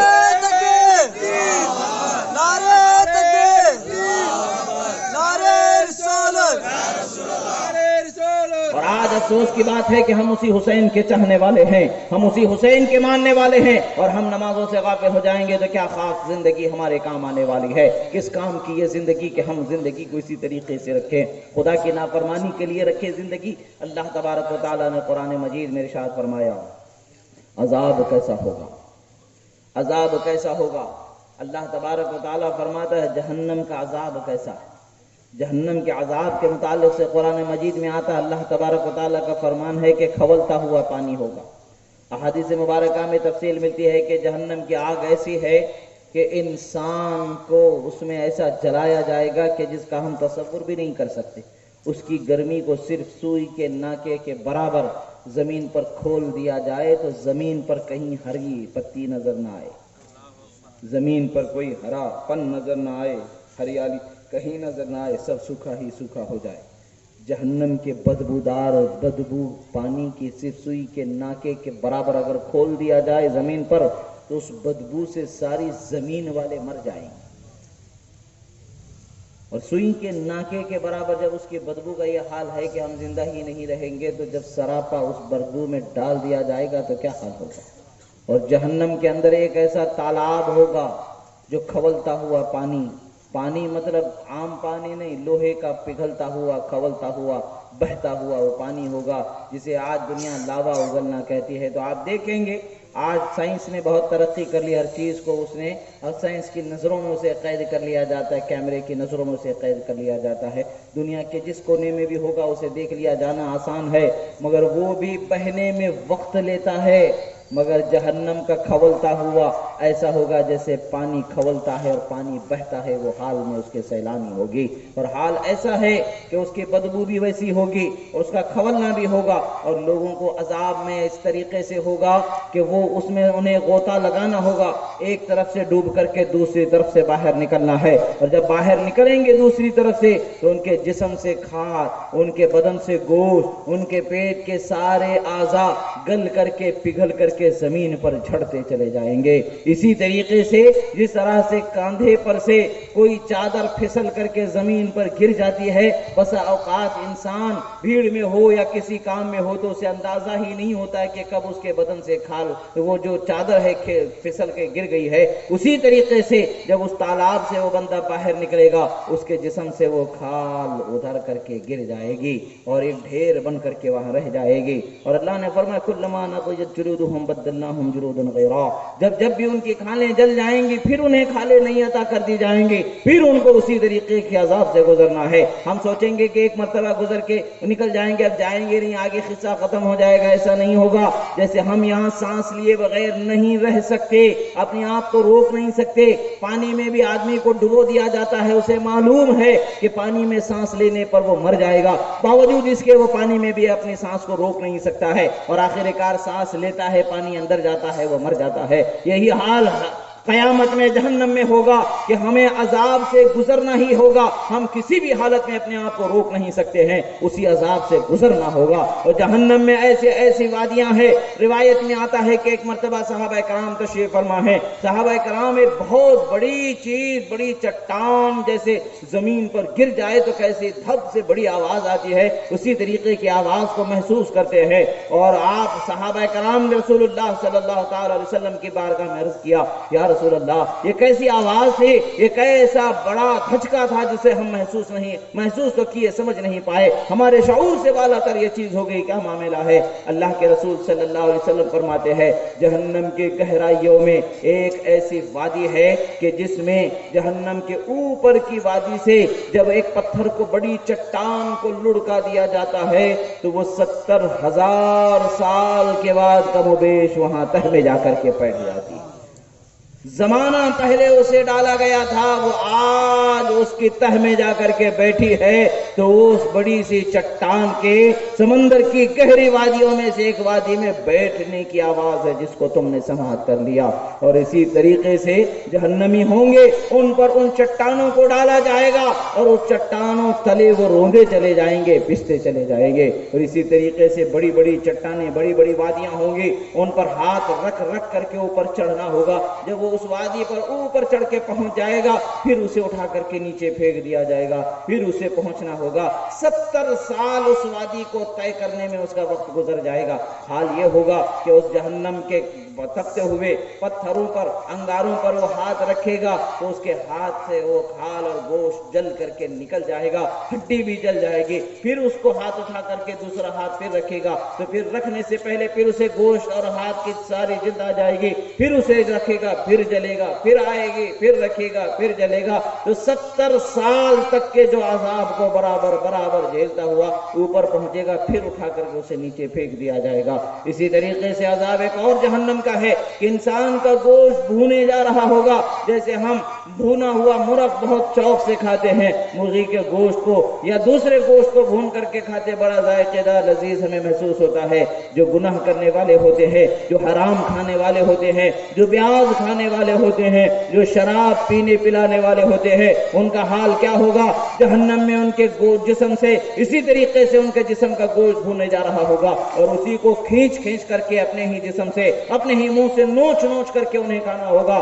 یہ بھیانک عذاب انہیں دیا جائے گا۔ ایسے بڑے بڑے اسلحے ہوں گے، ایسے بڑے بڑے سانپ ہوں گے، ایک مرتبہ اگر وہ سانپ ڈس لے تو 40 سال تک کے اس کے ڈسنے کے زہر کے درد کا اثر نہیں جائے گا۔ اور اسی طریقے سے بڑے بڑے گدھوں سے بڑے بڑے بچھو ہوں گے جو ایک مرتبہ ڈس لے تو 40 سال تک کے اس کے زہر کا درد ہوگا۔ جس کو بچھو نے کاٹا ہے اس کو پتا ہوگا کہ بچھو کے کاٹنے کا درد کیا ہوتا ہے، اور جس کو سانپ نے کاٹا اسے پتا ہوتا ہے کہ سانپ کے زہریلے کاٹنے کے زہر کا درد کیا ہوتا ہے۔ یہ حال یہی ہوگا کہ 40 سال تک کے جو درد محسوس کیا جا سکتا ہے، 40 سال تک جس کا درد محسوس کیا جائے گا، ایسے بڑے بڑے اونٹ سے بھی بڑے بڑے اشتہے ہوں گے تو وہ اشتہے ڈس رہے ہوں گے اور سانپ کاٹ رہے ہوں گے، بچھو کاٹ رہے ہوں گے، اور وہ درد کو برداشت کرتے رہنا ہوگا۔ جو حرام کام کرنے والے ہوں گے، جو زنا کرنے والے ہوں گے، ان کے شرمگاہوں پر وہ سانپ ڈس رہے ہوں گے، اور 40 سال تک کے جو محسوس کیا جانے والا درد ہوگا وہ ہر ڈسنے پر وہ درد ان کو ہوتا ہی رہے گا۔ سوچے کہ وہ عذاب ایک مرتبہ کاٹ کے چھوڑ دیا جائے گا، نہیں، اب ان کا کام ہی، ان کی ڈیوٹی ہی وہی ہے کہ وہ بار بار کاٹتے رہے، یہ اپنے جسم کو نوچ کھسوٹ کر کے کھاتے رہے، اور پھر جب ان کو پیاس لگے گی جہنم میں تو انہیں پینے کے لیے وہ پانی دیا جائے گا جو کھولتا ہوا ہوگا، بدبودار ہوگا، وہ حلق سے جیسے ہی اندر پہنچے گا آگے سے اس کے جسم کے پورے اعضاء گل کر کے زمین پر گرتے چلے جائیں گے۔ یہ بھیانک اور دردناک عذاب جہنم کے ہیں جن کو رسول اللہ صلی اللہ تعالی علیہ وسلم نے شب معراج میں ملاحظہ فرما لیا تھا، اور ان کی کیفیات کے متعلق سے بار بار حضرت جبرائیل سے پوچھا گیا تھا۔ اور ہمارے نبی کی شان تو یہ ہے کہ جب پیدا ہوئے تب بھی رب حبلی امتی فرماتے ہوئے پیدا ہوئے، اور جب معراج کی شب میں رب تعالیٰ کی بارگاہ میں حاضری ہوئی اس وقت پر بھی سلامتی کی دعائیں ہمارے لیے مانگتے رہے، اور جب دنیا سے جا رہے ہیں اس وقت بھی امت کے لیے دعا فرماتے جا رہے ہیں۔ نبی تو ہر حال میں ہمارے لیے دعا فرما رہے ہیں، اور آج بھی دعا ہو رہی ہے۔ احادیث مبارکہ میں آتا ہے ہر جمعہ کی شب کو اور ہر پیر کی شب کو، یا پیر کے دن یا جمعرات کے دن، رسول اللہ صلی اللہ تعالی علیہ وسلم کی بارگاہ میں امت کے گنہگاروں کے، نیکوکاروں کے اعمال کو پیش کیا جائے گا۔ جس کے گناہ ہوں گے رسول اللہ صلی اللہ تعالی علیہ وسلم اس کی مغفرت کے لیے اور اس کی ہدایت کے لیے دعا فرمائیں گے، اور جس کی نیکیاں ہوں گی اس کی نیکیوں پر رسول اللہ اس کے حق میں دعا فرمائیں گے۔ سونے آج ہم سمجھتے ہیں کہ ہمارا حساب کتاب نہیں ہو رہا ہے، برابر ہمارا حساب کتاب ہو رہا ہے۔ ہمارے فرشتے ہمارے لکھ رہے ہیں ہم نے کیا کیا ہے، کیا کرنے والے ہیں، کیا کر رہے ہیں، برابر لکھا جا رہا ہے۔ کیا سوچ رہے ہیں، نیکیوں کے متعلق سوچ رہے ہیں وہ بھی لکھا جا رہا ہے، برائیوں کے متعلق سوچ رہے انتظار کیا جا رہا ہے جب برائی صادر ہوگی، لکھا جا رہا ہوگا۔ بہرحال ہمارا حساب ہو رہا ہے، اور ہر ہفتے رحمت عالم صلی اللہ تعالی علیہ وسلم کی بارگاہ میں پیش کیا جا رہا ہے۔ جب ان کی بارگاہ میں پیش ہو رہا ہے تو سوچے کہ کیسے کیسے گناہ لے کر کے ہم ان کے پاس ہمارے نام اعمال پہنچ رہے ہوں گے۔ اگر زنا کا گناہ ان کے پاس پیش کیا جا رہا ہوگا تو کس قدر شرمندگی کی بات ہے۔ ہم لوگوں کے سامنے، محلے میں، پاس پڑوس میں ہمارے اس گناہ کو عام ہونا ہم پسند نہیں کرتے ہیں۔ سراپا رحمت جن کی دعاؤں سے ہم جی رہے ہیں، جن کی وجود کی برکتوں سے ہم خدا کے عذاب سے بچے ہوئے ہیں، ورنہ تو خدا کا عذاب ایسا ہوتا کہ اگلی امتوں کو ہم نے دیکھا ہے قرآن کی زبانی، اور ہم نے سنا ہے، جانا ہے، تاریخ اس کے آثار بتاتی ہے، اور دنیا جہاں پر عذاب آیا ہے اپنے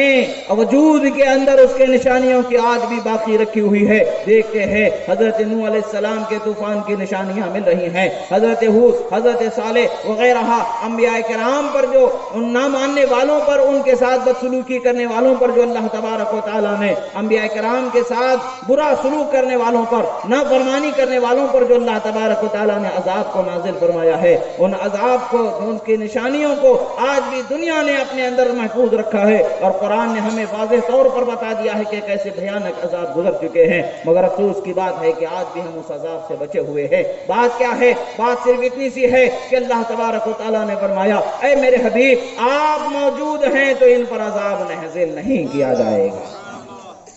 نبی صلی اللہ علیہ وسلم کی وجود کی برکت ہے کہ اللہ نے عذاب کو ہم سے دور رکھا ہے، مگر کیا یہ ہمارا ذمہ نہیں کہ ہم رسول اللہ صلی اللہ علیہ وسلم کے لیے اپنی خواہش کو چھوڑ دیں؟ اللہ اکبر! رسول اللہ صلی اللہ تعالی علیہ وسلم کے صحابہ نے کیسے ظلم و ستم کو برداشت فرمایا۔ حضرت بلال حبشی رضی اللہ تعالی عنہ کو کلمہ پڑھنے کے لیے روکا جا رہا تھا، لا الہ الا اللہ محمد رسول اللہ کہنے کے لیے روکا جا رہا تھا، رسول اللہ کے دین پر چلنے کے لیے روکا جا رہا تھا، مگر انہوں نے کبھی پرواہ نہیں کی۔ حالانکہ وہ غلام تھے، مگر ان کے ساتھ جو سلوک کیا جا رہا تھا انہیں اس کی فکر نہیں تھی۔ مگر جب کبھی بھی رسول اللہ صلی اللہ تعالی علیہ وسلم کا گزر ان کے سامنے سے ہو جاتا، رسول اللہ کے چہرے کو دیکھ لیتے تو دل باغ باغ ہو جاتا تھا۔ اسی طریقے سے حضرت یاسر اور حضرت عمار وغیرہ یہ صحابہ کرام رضوان اللہ علیہم اجمعین کی زندگیوں کو ہم دیکھتے ہیں تو کیسے کیسے عذاب سے گزر کر کے وہ وہاں پر پہنچے ہیں، کس قدر بھیانک عذاب کو انہوں نے دنیا کے تکلیف کے منظر سے، تکلیف دہ ماحول سے گزر کر کے انہوں نے گزرا تو ضرور ہے، مگر کبھی انہوں نے دین کو نہیں چھوڑا ہے، دین کے راستے کو نہیں چھوڑا ہے۔ تپتے صحراؤں میں جن کو گھسیٹا جاتا تھا تب بھی ان کی زبان سے یہی صدا ہوا کرتی تھی، لا الہ الا اللہ محمد الرسول اللہ، لا الہ الا اللہ محمد الرسول اللہ۔ لوگ صحراؤں میں، گلیوں میں، کوچوں میں، بازاروں میں گھمایا کرتے تھے مگر ان کی زبانوں سے یہی نکلا کرتا تھا، اللہ ایک ہے محمد اس کے رسول ہیں، اللہ ایک ہے محمد اس کے رسول ہیں، یہی ان کی زبانوں سے نکلا کرتا تھا۔ اور جب دین کے عبادت کے لیے انہیں روکا جاتا تھا وہ اپنے سروں کے نذرانے پیش کر دیا کرتے تھے، کلیجوں کے نذرانے پیش کر دیا کرتے تھے، اعضاء کے نذرانے پیش کر دیا کرتے تھے، مگر خدا کے دین سے انہیں روگردانی کبھی نہیں آئی۔ یہی وجہ ہے کہ اس زمانے میں بھی اللہ تبارک و تعالیٰ نے ان کی شان کو بلند و بالا رکھا، اور آج بھی بلند و بالا ہے، اور کل قیامت تک کے بلند و بالا رہے گی۔ کل قیامت میں جب اٹھایا جائے گا ان کی شان کیا ہے وہ ہم اس کا اندازہ کل پتہ چلے گا۔ آج تو ہم سوچ سکتے ہیں اور قیامت کے انعام کے بارے میں ہم سوچ ہی نہیں سکتے ہیں، اسی طریقے سے عذاب کے بارے میں بھی نہیں سوچ سکتے ہیں۔ آج ہم گناہ کی طرف بڑھ رہے ہیں تو اسی لیے زندگی ہے کہ گناہ کیا جائے، ہرگز نہیں ہے۔ لوگوں کل قیامت میں جہنم کی آگ میں جلنے سے پہلے آج جو اللہ نے موقع دیا ہے اس موقع کو غنیمت جانیں اور اپنے آپ کا محاسبہ کریں، اپنے دل کا حساب لگائیں، اپنے عمل کا حساب لگائیں، خدا کی بارگاہ میں توبہ کریں گے، اللہ تبارک و تعالیٰ ضرور توبہ کے قبول کرنے والا ہے۔ ایک واقعہ میں بتاتا ہوں کہ توبہ کرنے والے پر خدا کا انعام کیسے ہوگا۔ اور یاد رکھیں قیامت میں سارے لوگ ہوں گے، ہم جتنے جمع یہ نہیں، کروڑوں لاکھوں خربوں اربوں کتنے حضرت آدم سے لے کر کے قیامت تک کے جتنے لوگ ہوں گے سب میدان حشر میں ہوں گے، میزان ترازو قائم ہوگا، نام اعمال تولے جا رہے ہوں گے، ہر بندے کو اپنا حساب دینا ہوگا۔ جیسے یہاں ایگزام میں چیٹنگ کر کے پاس ہو جاتے ہیں وہاں وہ سب کچھ نہیں چلنے والا ہے، جسم کا رونگ اٹھا گواہی دینے والا ہے کہ کس نے کیا کیا۔ وہاں نہ زبان پھسل سکتی ہے، نہ عقل سے چکر مکر کام لیا جا سکتا ہے، وہاں تو ہر چیز کو کھلے کھلے پیش ہو جانا۔ وہ حال کیسا ہوگا، وہ منظر کیسا ہوگا۔ حضرت موسیٰ علیہ نبینا علیہ السلام کے زمانے میں ایک شخص ایسا تھا کہ جس نے 40 سال تک اللہ کی نافرمانی کی ہے۔ ہم میں سے بھی بہت سارے وہ لوگ ہوں گے جن کی عمر 40 سال ہو چکی، بہت سارے وہ ہوں گے جن کی 50 ہو گئی، بہت سارے وہ ہوں گے جن کی 60 ہوگی، بہت سارے وہ ہوں گے جن کی اس سے بھی زیادہ ہوگی، کچھ وہ بھی ہوں گے جو اس سے بھی کم ہیں۔ مگر سوچے کہ ہم نے اس زندگی میں خدا کی اطاعت کو کس قدر ہم نے کام میں لایا، کیا ہم نے اپنی زندگی کے کس حصے کو، کتنے حصے کو خدا کی نافرمانی میں گزارا، اس کا حساب نہیں لگا سکتے، ضرور لگائیں گے۔ اور کتنا فرما برداری میں ہم نے گزارا ہے وہ دیکھے تو پتہ چل جائے۔ آدھی زندگی تو رات میں نیند میں گزار دیتے، آدھی زندگی تو بچپن کے کھیل میں گزار دیتے، اس کی آدھی زندگی تو پڑھنے پڑھانے کے نام پر اسکول کالج کی نظر کر دیتے، یا کوئی کام سیکھنے سکھانے کے بہانے پر نظر ہو جاتی۔ جب قبر میں قدم لڑکھڑاتے ہوئے پہنچ جاتے ہیں ہم مسجدوں کے دروازوں پر نظر آتے ہیں۔ اچھی بات ہے، مگر کیا اتنی زندگی جو ضائع ہوئی اس کا کچھ بدل ہے ہمارے پاس؟ اس کا کچھ بدل ہے ہمارے پاس؟ کیا ہم اس کو بدل سکتے ہیں؟ ہاں، ایک راستہ ہے، اللہ کی بارگاہ میں سچی توبہ کی جائے اور جو نمازیں جو روزے چھوٹے ہوئے ہیں ان کی قضا کر کے پورا کیا جائے۔ یہ فرض ہے، یہ نہیں کریں گے تو برابر حساب ہوگا اور سزا ہوگی۔ اور نماز کو ٹلانا بھی گناہ ہے، قضا کرنا بھی گناہ ہے، قضا کر لینے کے بعد بھی کیوں قضا کی گئی اس کا بھی جواب دینا۔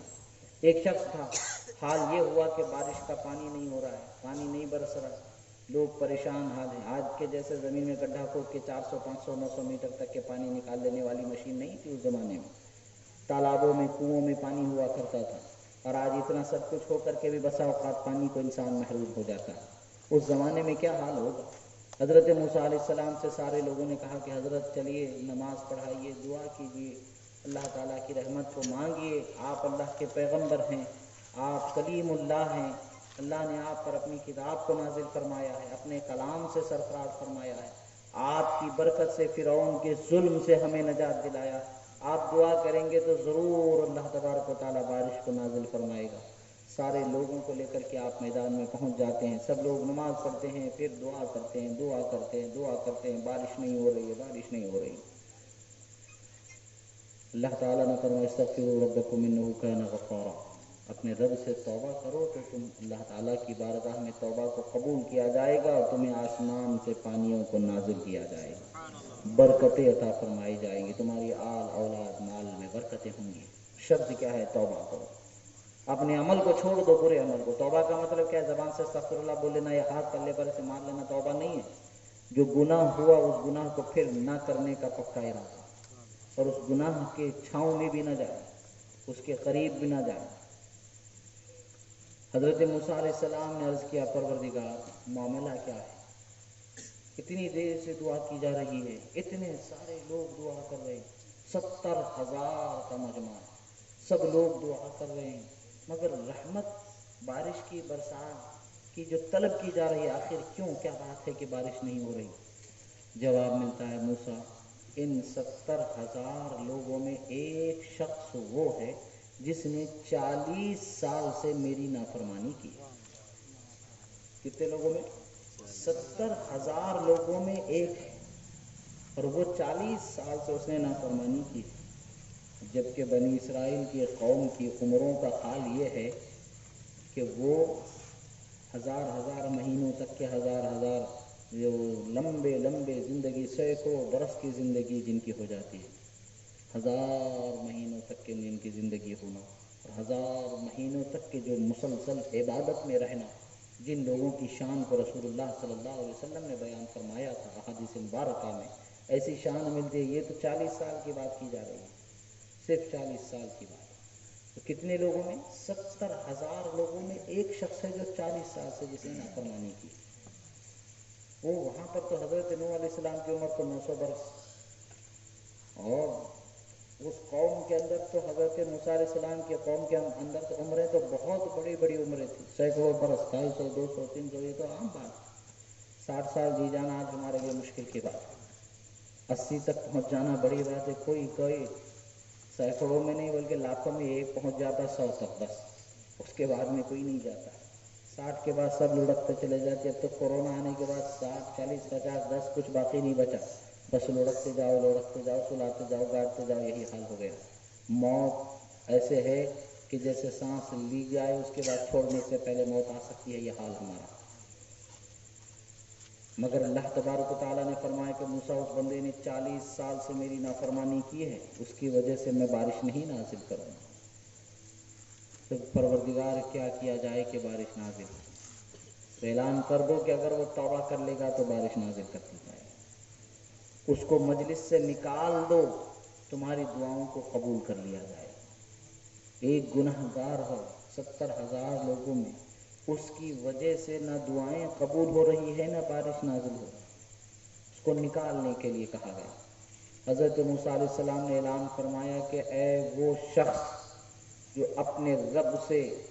40 سال سے گناہ کرتے ہوئے سامنا کر رہا ہے، معاذ اللہ، وہ ہماری اس مجلس سے نکل جا کہ تیری وجہ سے دعا قبول نہیں ہو رہی۔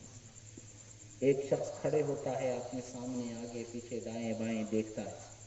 کوئی شخص اٹھا ہوا اسے نظر نہیں آتا ہے، فوراً سے بیٹھ جاتا ہے، چادر میں سر کو چھپا لیتا ہے، رب تعالیٰ کی بارگاہ میں عرض کرتا ہے پروردگار 40 سال تک میں تیری نافرمانی کرتا رہا، تو نے مجھے رسوا نہیں کیا، اور آج بھی مجھے اس رسوائی سے بچا لے۔ میں آج تیری بارگاہ میں سچی توبہ کرتا ہوں، پھر کبھی زندگی میں میں گناہ کے راستے پر نہیں چلوں گا۔ آج میری عزت بچا لے مالک، آج یہ 70,000 لوگوں میں رسوا ہونے سے مجھے بچا لے مالک، میں اس احسان کو یاد رکھوں گا، گناہ نہیں کروں گا۔ اللہ تبارک و تعالیٰ نے اس بندے کی دعا کو قبول فرما لیا، اسی وقت پر آسمان سے بارش برسنے لگی۔ حضرت موسیٰ علیہ السلام نے عرض کیا پروردگار ابھی تو بارش کے نزول ہونے کو تو نے منع فرما دیا، سبب بتایا کہ 40 سال کا ایک گناہ گار 70,000 لوگوں میں ہے چھپا ہوا،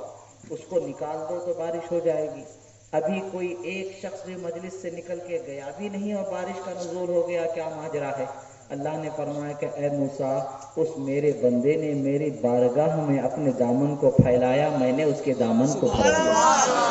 اس نے توبہ کیا، میں نے اس کی توبہ کو قبول فرما لیا، حضرت موسیٰ علیہ السلام نے عرض کیا پروردگار وہ کون بندہ ہے وہ مجھے بتا دے تاکہ میں اس سے ملاقات کر سکوں۔ اللہ تعالیٰ نے فرمایا اے موسیٰ جب وہ 40 سال سے میری نافرمانی کرتا رہا تو میں نے اس کے راز کو ظاہر نہیں کیا، تو آج جب وہ میرا فرما بردار ہو گیا ہے تو میں اس کا راز کیسے ظاہر کروں؟ جب میں نے نافرمان کا راز ظاہر نہیں کیا تو فرما بردار کا راز کیسے ظاہر کروں گا؟ تو سوچنے کی بات ہے کہ خدا رحمان ہے، مہربان ہے، جہنم کے عذاب بہت بھیانک ہے۔ ہماری نگاہوں کے سامنے رمضان کا مہینہ آنے والا ہے، یہ شعبان کا وہ مہینہ ہے جس کو رسول اللہ صلی اللہ علیہ وسلم نے فرمایا شعبان میرا مہینہ ہے اور رمضان اللہ کا مہینہ ہے۔ اور آج ہی سے اپنے عزم و حوصلے و ارادے کو مضبوط کر لے۔ کبھی دھوپ کے ڈر سے، کبھی کام کے ڈر سے، کبھی بیڑی سگریٹ گٹکا کھانے کی عادت کے ڈر سے لوگ روزوں سے دور ہو جاتے ہیں۔ یاد رکھے قیامت میں اللہ کے رسول صلی اللہ علیہ وسلم نے فرمایا الصوم جنۃ من النار، فرمایا کہ روزہ جہنم کی آگ سے بچانے والی ڈھال ہے جو قیامت میں لوگوں کو عطا فرمایا جائے۔ اور جہنم کی آگ کا حال کیا ہے؟ قیامت کے دن وہ تو جہنم کی گہرائیوں کا یہ حال ہوگا، مگر قیامت کے دن جہنم کا یہ حال ہوگا کہ اس کی لپٹیں جو ہو کناروں تک امٹ کر کے آ کر کے کناروں سے لوگوں کو اپنے اندر کھینچ رہی ہوں گی، جیسے سمندر کی لہریں کنارے پر آتی ہیں اور کنارے سے چیزوں کو اپنے اندر کھینچ کر کے لے کے چلے جاتی ہیں، وہی حال اس کا ہوگا۔ اور قیامت میں وہی حال جہنم کی آگ کا ہوگا، آگ کی لپٹیں دور دور تک پھیل رہی ہوں گی اور اس کے جو شرارے ہوں گے شرارے بن کر کے لوگ جہنم کے جہنمی جل کر کے ہواؤں میں اڑ رہے ہوں گے۔ یہ حال ایسے دہکنے ہوئے اس کے اندر اس کی آگ کے دہکنے کے ہوں گے اور اس آگ کو کچھ نرمی ملے گی تو امت کے گنہگاروں کے آنکھ سے بہنے والے آنسو کے پانی سے نرمی ملے گی۔ جب جہنم کا یہ حال ہوگا تو حضرت جبرائیل امین ایک لوٹے میں پانی لا کر کے رسول اللہ صلی اللہ علیہ وسلم کو دیں گے اور عرض کریں گے یا رسول اللہ اس کا پانی تھوڑا سا آپ ایسا چھڑک دے اس کی لپٹیں جو باہر تک آ رہی ہیں وہ رک جائیں گی، باہر تک نہیں آئیں گی۔ اللہ کے رسول صلی اللہ تعالی علیہ وسلم اس پر چھڑکاؤ اپنے ہاتھ کو اس میں ڈبو کر کے تھوڑا سا پانی چھڑکتے ہیں تو اس کی جہنم کے جو شعلوں کا بھڑکیلا پن تھا جو کناروں تک پہنچ کر کے لوگوں کو سمیٹنا تھا وہ تھم جاتا ہے۔ وہ پانی کون سا ہوگا؟ حضرت جبرائیل امین نے عرض کیا یا رسول اللہ یہ آپ کی امت کے ان گنہگاروں کا پانی ہے، آنکھ کا پانی ہے جو خدا کے خوف میں گناہوں پر جنہوں نے اپنی آنکھ سے آنسو بہایا ہے۔ نہ وہاں پر زمزم کا پانی اس آگ کی گرمی کو بجھا سکا، نہ حوض کوثر کا پانی، نہ سلسبیل، کوئی چیز نہیں، اگر اس کوئی پانی وہاں کام آیا تو گنہگار کی آنکھ سے بہنے والا ایک آنسو وہاں کام آنے والا، گناہ پر نادم ہو کر کے بہائے جانے والے آنسو وہاں کام آنے والے ہیں۔ اور آج ہمارے پاس وقت ہے کہ ہم اپنے آپ کو سنبھالیں، سدھاریں، نمازوں کی پابندی کریں، ذکر عبادت کی پابندی کریں، برے راستے سے بچے، گناہوں سے بچے، شراب، جوا، حرام بازی اور جو برائی کی لت حرام بازی کی ایک عام ہوتی چلی جا رہی معاذ اللہ، اس سے کتنے گھر برباد ہو رہے ہیں، معاشرہ کس قدر بدنام ہو رہا ہے، کس قدر رسوائی کا سامنا ہو رہا ہے۔ آخر زندگی کے چند لمحوں کے لیے انسان کیا اس قدر بھی فراموش ہو سکتا ہے، خدا کو بھولنے والا ہو سکتا ہے؟ ہرگز نہیں ہے۔ ہمارے لیے ضروری ہے کہ عبادت اور ریاضت کی طرف توجہ کرے، گناہوں سے بچنے کے راستے پر چلے اور نیکی پر قائم رہیں۔ اللہ کے ولیوں سے محبت ضرور ہے اور ان کی محبت کا فائدہ ضرور ہے، وہ مہربانی ضرور فرماتے، وہ کرم ضرور فرماتے، مگر ان کے لیے جو ان کے سچے مرید ہوتے، جو سچے وہ کون ہیں؟ جو خدا و رسول کی نافرمانی جو نہیں کرنے والے، جو خدا و رسول کے طریقے سے ہٹ کر کے زندگی جینے والے نہیں ہیں، ان پر مہربانی ہوتی ہے۔ جو خدا و رسول کے طریقے پر چلنے والے ہیں ان پر انعام اور اکرام ہوتا ہے، رحمتیں برکتیں برسائی جاتی ہیں۔ اللہ نے ہمیں ایک موقع عطا فرمایا ہے۔ دیکھیں کہ پچھلے سال تک اب آپ دیکھیں یہاں پر سرکار مدینہ صلی اللہ علیہ وسلم جیسے ہی رجب کا چاند دیکھ لیتے آپ ایک دعا فرمایا کرتے تھے، اللہم بارک لنا فی رجب و شعبان و بلغنا رمضان۔ یعنی زندگی کی خواہش جو کی جانی ہے، زندگی جینے کی خواہش کا بھی مقصد رسول اللہ صلی اللہ علیہ وسلم نے بیان فرمایا۔ سرکار کیا فرماتے تھے؟ اے اللہ ہمارے لیے رجب کے مہینے میں برکت عطا فرما، شعبان کے مہینے میں برکت عطا فرما اور ہمیں رمضان کی زندگی عطا فرما۔ زندگی کا مقصد رسول اللہ صلی اللہ علیہ وسلم نے بتایا، زندگی کی چاہت کا مقصد رسول اللہ صلی اللہ تعالی علیہ وسلم نے بتایا۔ زندگی جینے کا مقصد کیا ہے؟ نافرمانی کے لیے بڑے گھر بلڈنگ بنا کر کے اس میں جینے کے لیے نہیں، بریانی بنا کر کے کھانے کے لیے نہیں ہے، بلکہ اللہ کی اطاعت و فرما برداری کرنے کے لیے ہے۔ رسول اللہ صلی اللہ علیہ وسلم نے جس زندگی کو جینا ہمیں سکھایا ہے، پروردگار ہمیں رمضان کی زندگی عطا فرما، تو وہی رمضان کا مہینہ جس کی زندگی کی دعا رسول اللہ صلی اللہ علیہ وسلم نے فرمایا ہے، وہ دعاؤں کا حاصل کرنے کا موقع ہمیں مل رہا ہے۔ رمضان ہمارے سر پر ہے، شعبان کے مہینے میں ہم داخل ہو چکے ہیں۔ رمضان کی قدر کریں اور رمضان کے لیے ابھی سے تیاری شروع کر دیں کہ اپنے آپ کے اندر، جسم کے اندر کمزوری ہے، طاقت بنائیں کہ روزہ رکھ سکے۔ اگر کوئی بری عادت ہے تو اس عادت سے چھٹکارا پائیں تاکہ روزہ رکھنے میں وہ عادت آپ کو روک کر اللہ کی رحمت سے دور کرنے والی نہ ہو جائے، بلکہ ابھی سے ارادہ کر لیں کہ اللہ تعالیٰ کی رحمتوں کو، برکتوں کو حاصل کرنے کے لیے خود کو تیار کرتے رہیں۔ اللہ تبارک و تعالیٰ نے ہمیں بہت موقع عطا فرمایا ہے، اس موقع کو ضائع نہ کریں۔ اللہ تبارک و تعالیٰ سے دعا ہے کہ جو کہا گیا سنا گیا، کہنے میں سننے میں جو غلطی ہوئی، اللہ تبارک و تعالیٰ اسے معاف فرمائے اور اس کے حبیب صلی اللہ تعالیٰ علیہ وسلم کی سچی محبت عطا فرمائے۔ کہا گیا جو ہے حقیقت میں پروردگار جو سچا ہے، مولا ہمارے سینوں میں محفوظ فرما، جو بھول چوک غفلت ہوئی اسے ہمارے ذہن و فکر سے محو فرما دے۔ پروردگار جو گناہ گار ہے، مولا ہمارے گناہوں کو معاف فرما، کرم فرما، گناہوں سے بچنے کی توفیق عطا فرما۔ بے حیائی، ریاکاری، بدکاری، حرام بازی، حرام خوری سے ہماری حفاظت فرما۔ پروردگار عبادتوں کا پابند فرما، تیرے حبیب صلی اللہ علیہ وسلم کی سچی محبت عطا فرما، آپ کے صحابہ و اہل بیت کی سچی محبت عطا فرما، اولیاء صالحین کی سچی محبت عطا فرما۔ پروردگار ہمیں تیرے محبوب بندوں کے راستے پر چلنے کی توفیق عطا فرما۔ جو حاضر ہے مولا سب کی پریشانیوں کو دور فرما، دعاؤں کو، خواہشوں کو، تمناؤں کو پوری فرما، قبول فرما۔ وصلی اللہ تبارک و تعالی علی خیر خلق ونور عرشہ سیدنا محمد وعلی آلہ واصحابہ اجمعین۔ اقول قولی ھذا استغفر اللہ لی ولکم ولسائر المؤمنین وما علینا الا البلاغ المبین برحمتک یا ارحم الراحمین۔ الحمد للہ، صلاۃ والسلام علیہ